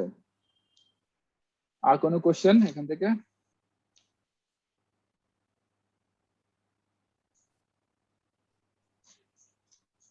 তোমাদের অ্যাসাইনমেন্ট নেক্সট রবিবারে দিব, ঠিক আছে? জি স্যার। তোমাদের নরমালি টিচাররা অ্যাসাইনমেন্ট দেয় কি টাইপের? Return sir. কোশ্চেন দেয়, অ্যানসার দেয়, কোনো মানে আননোন প্রবলেম সলভ করতে দেয় না? জি স্যার, অনেকে মানে যেসব কোর্সে ম্যাথ থাকে ওসব কোর্সে ম্যাথও দেয় আর কি। আমার এই কোর্সে তো ম্যাথ কম। যেখানে তোমার ডেসক্রিপটিভ থাকে ওখানে কি দেয়? না জাস্ট কোশ্চেন দিয়ে দেয়, অ্যানসার লেখো তোমরা খাতায় বসে বসে, নাকি? জি স্যার, এরকম জি স্যার। দেয়। এটারে অ্যাসাইনমেন্ট। আচ্ছা ঠিক আছে, আমি এই অ্যাসাইনমেন্ট বানাতে বসছিলাম তোমাদের জন্য যেটা ইজি হয়, চিন্তা করছিলাম কিভাবে ইজিটা দেওয়া যায়। আচ্ছা ঠিক আছে, তাহলে আমি সিম্পল অ্যাসাইনমেন্ট দিই, মনে করো 2 পৃষ্ঠা লিখে ফেলতে পারবা, এরকম দিলেই তো ভালো হয় নাকি? তাহলে সেটা ইভ্যালুয়েশন করব কিভাবে? মার্কস বেশি কম কিভাবে দিব? জি স্যার। দেওয়ার কোনো উপায় নেই, অ্যাসাইনমেন্ট খুব একটা ফালতু স্যার জিনিস। অ্যাটেন্ডেন্সও আছে। আরে ওটা তো আছেই, আজকে তো কোনো অ্যাটেন্ডেন্স নাই, এজন্য দেখো মাত্র 2 জন আসছে, অলরেডি 3 জন চলেও গেছে। স্যার 17 ক্লাস তো জন অনেক ছিল, কম এখন হয়েছে স্যার স্যার। 14 জন আছে। হ্যাঁ স্যার ক্লাস তো অনেক কম হয়েছে স্যার, এই অ্যাটেন্ডেন্সের উপর ভিত্তি করে স্যার মার্কস না দিলেই ভালো হতো। অ্যাটেন্ডেন্সের উপরে জি স্যার, কারণ ক্লাস তো স্যার অনেক কম হয়েছে আমাদের, মানে ধরেন 9টার মতো বেশি তো আসলে হয় নাই, আর অনলাইন ক্লাস। অ্যাটেন্ডেন্স আমি দিতে চাই না আর কি, অ্যাটেন্ডেন্স ফুল মার্কস দিতে চাই সবসময়, বুঝছো? জি স্যার, অনেকের প্রবলেমও আছে স্যার নেটের। আমি অ্যাটেন্ডেন্সের উপরে কখনোই, আমি যে আগে ক্লাস নিতাম কখনো অ্যাটেন্ডেন্সের নাম্বার দিতাম না, কারণ এটা তোমাদের ফ্রি হওয়া উচিত, যে তোমরা ক্লাস করবা, যার মন চায় ক্লাস করবা, করবা না, তাই না? পরীক্ষা হলে দেখা যাবে। হ্যাঁ স্যার। ঠিক আছে, আমি এরকম চিন্তা করি আর কি। যাই হোক, তাহলে এখন অ্যাটেন্ডেন্স আমি মার্কস দিতে চাই না, দেখা যাক, অথবা কিছু ভেরিয়েশন থাকবে, 1-2 মার্কসের ভেরিয়েশন থাকবে। ঠিক আছে, আর অ্যাসাইনমেন্ট আসলে কিভাবে ভেরিয়েশন করে আমি নিজেও বুঝতেছি না, এই 5 বছর পরে আইসা তোমাদের আমি নিজেও একটু সমস্যার মধ্যে পড়ে গেছি, যে তোমাদের কিভাবে পরীক্ষা নিব, কি ক্লাস নিব। আচ্ছা ঠিক আছে, তাহলে এই কোর্স এই ক্লাসে আর তোমাদের কোনো কোশ্চেন নাই, তাই না? আমরা একটু দেখি বাসায় স্যার। দেখো, আর তোমাদের ওই ফার্স্ট সেমিস্টার পরীক্ষা শেষ হলে আমি আরেকটা ক্লাস নিব তোমাদেরকে, জাস্ট খালি ওভারভিউ করার জন্য। ঠিক আছে, আর কোশ্চেন তো ডিপেন্ড করবে হচ্ছে গিয়ে তোমাদের, ধারণা করতেছি তোমাদের সেকেন্ড সেমিস্টারের পরীক্ষাগুলো আসলে ফিজিক্যালি হবে, আমরা ধারণা করছি আর কি। ঠিক আছে, তোমাদের তো টিকা টিকা নেওয়া হয়ে গেছে অনেকের নাকি? স্যার জি স্যার, ফার্স্ট ফার্স্ট ডোজ পেয়ে গেছি। এই তো, তো চেষ্টা করা হবে যে তোমাদের আসলে হল খুলে দেওয়ার জন্য। তো সেকেন্ড এক্সাম, মানে তোমার যে সেকেন্ড সেমিস্টার পরীক্ষাটা আমার মনে হচ্ছে যে তোমাদের ফিজিক্যালি হবে। ঠিক আছে, এই আর কি, তখন দেখা যাবে তার সিলেবাসে, তখন আবার এই জন্য লাস্টের দিকে আরেকটা ক্লাস নিব, নিয়ে তোমাদের সিলেবাসটা বেসিক্যালি হচ্ছে গিয়ে পরীক্ষায় কি ধরনের কোশ্চেন হতে পারে এটা আলোচনা করব। ঠিক আছে, ততদিন কোশ্চেন বানিয়ে ফেলবো, তো তখন এটা আলোচনা করলে কিছুটা গাইডলাইন পেয়ে যাবা। ঠিক আছে, তাকে অনেকক্ষণ কথা বললাম, কত প্রায় 2 ঘন্টা না? তাহলে কি স্যার এটাই আমাদের লাস্ট ক্লাস স্যার, মানে না না, নেক্সট আরেকটা সেমিস্টার? আছে, আচ্ছা আরেকটা আছে, এটার পরে এটা হবে গিয়ে তোমাদের ওই মানে কোর্সের আইএসডিএন, আর ওটার একটা ওভারভিউ করে দিব আর কি। রবিবারে হবে আর কি, রবিবারে যদি না পারি তাহলে হয়তো বা মঙ্গলবারে হবে। ঠিক আছে, আচ্ছা ওটার পরে তারপর ফার্স্ট সেমিস্টার শেষ হলে আরেকটা ওভারভিউ ক্লাস হবে, বা মনে করো যে মেকআপ ক্লাস টাইপের বা রিভিউ ক্লাস টাইপের আর কি। ঠিক আছে, আচ্ছা স্যার। ওকে, তাহলে ভালো থাকো। হ্যাঁ, আসসালামু আলাইকুম। আচ্ছা।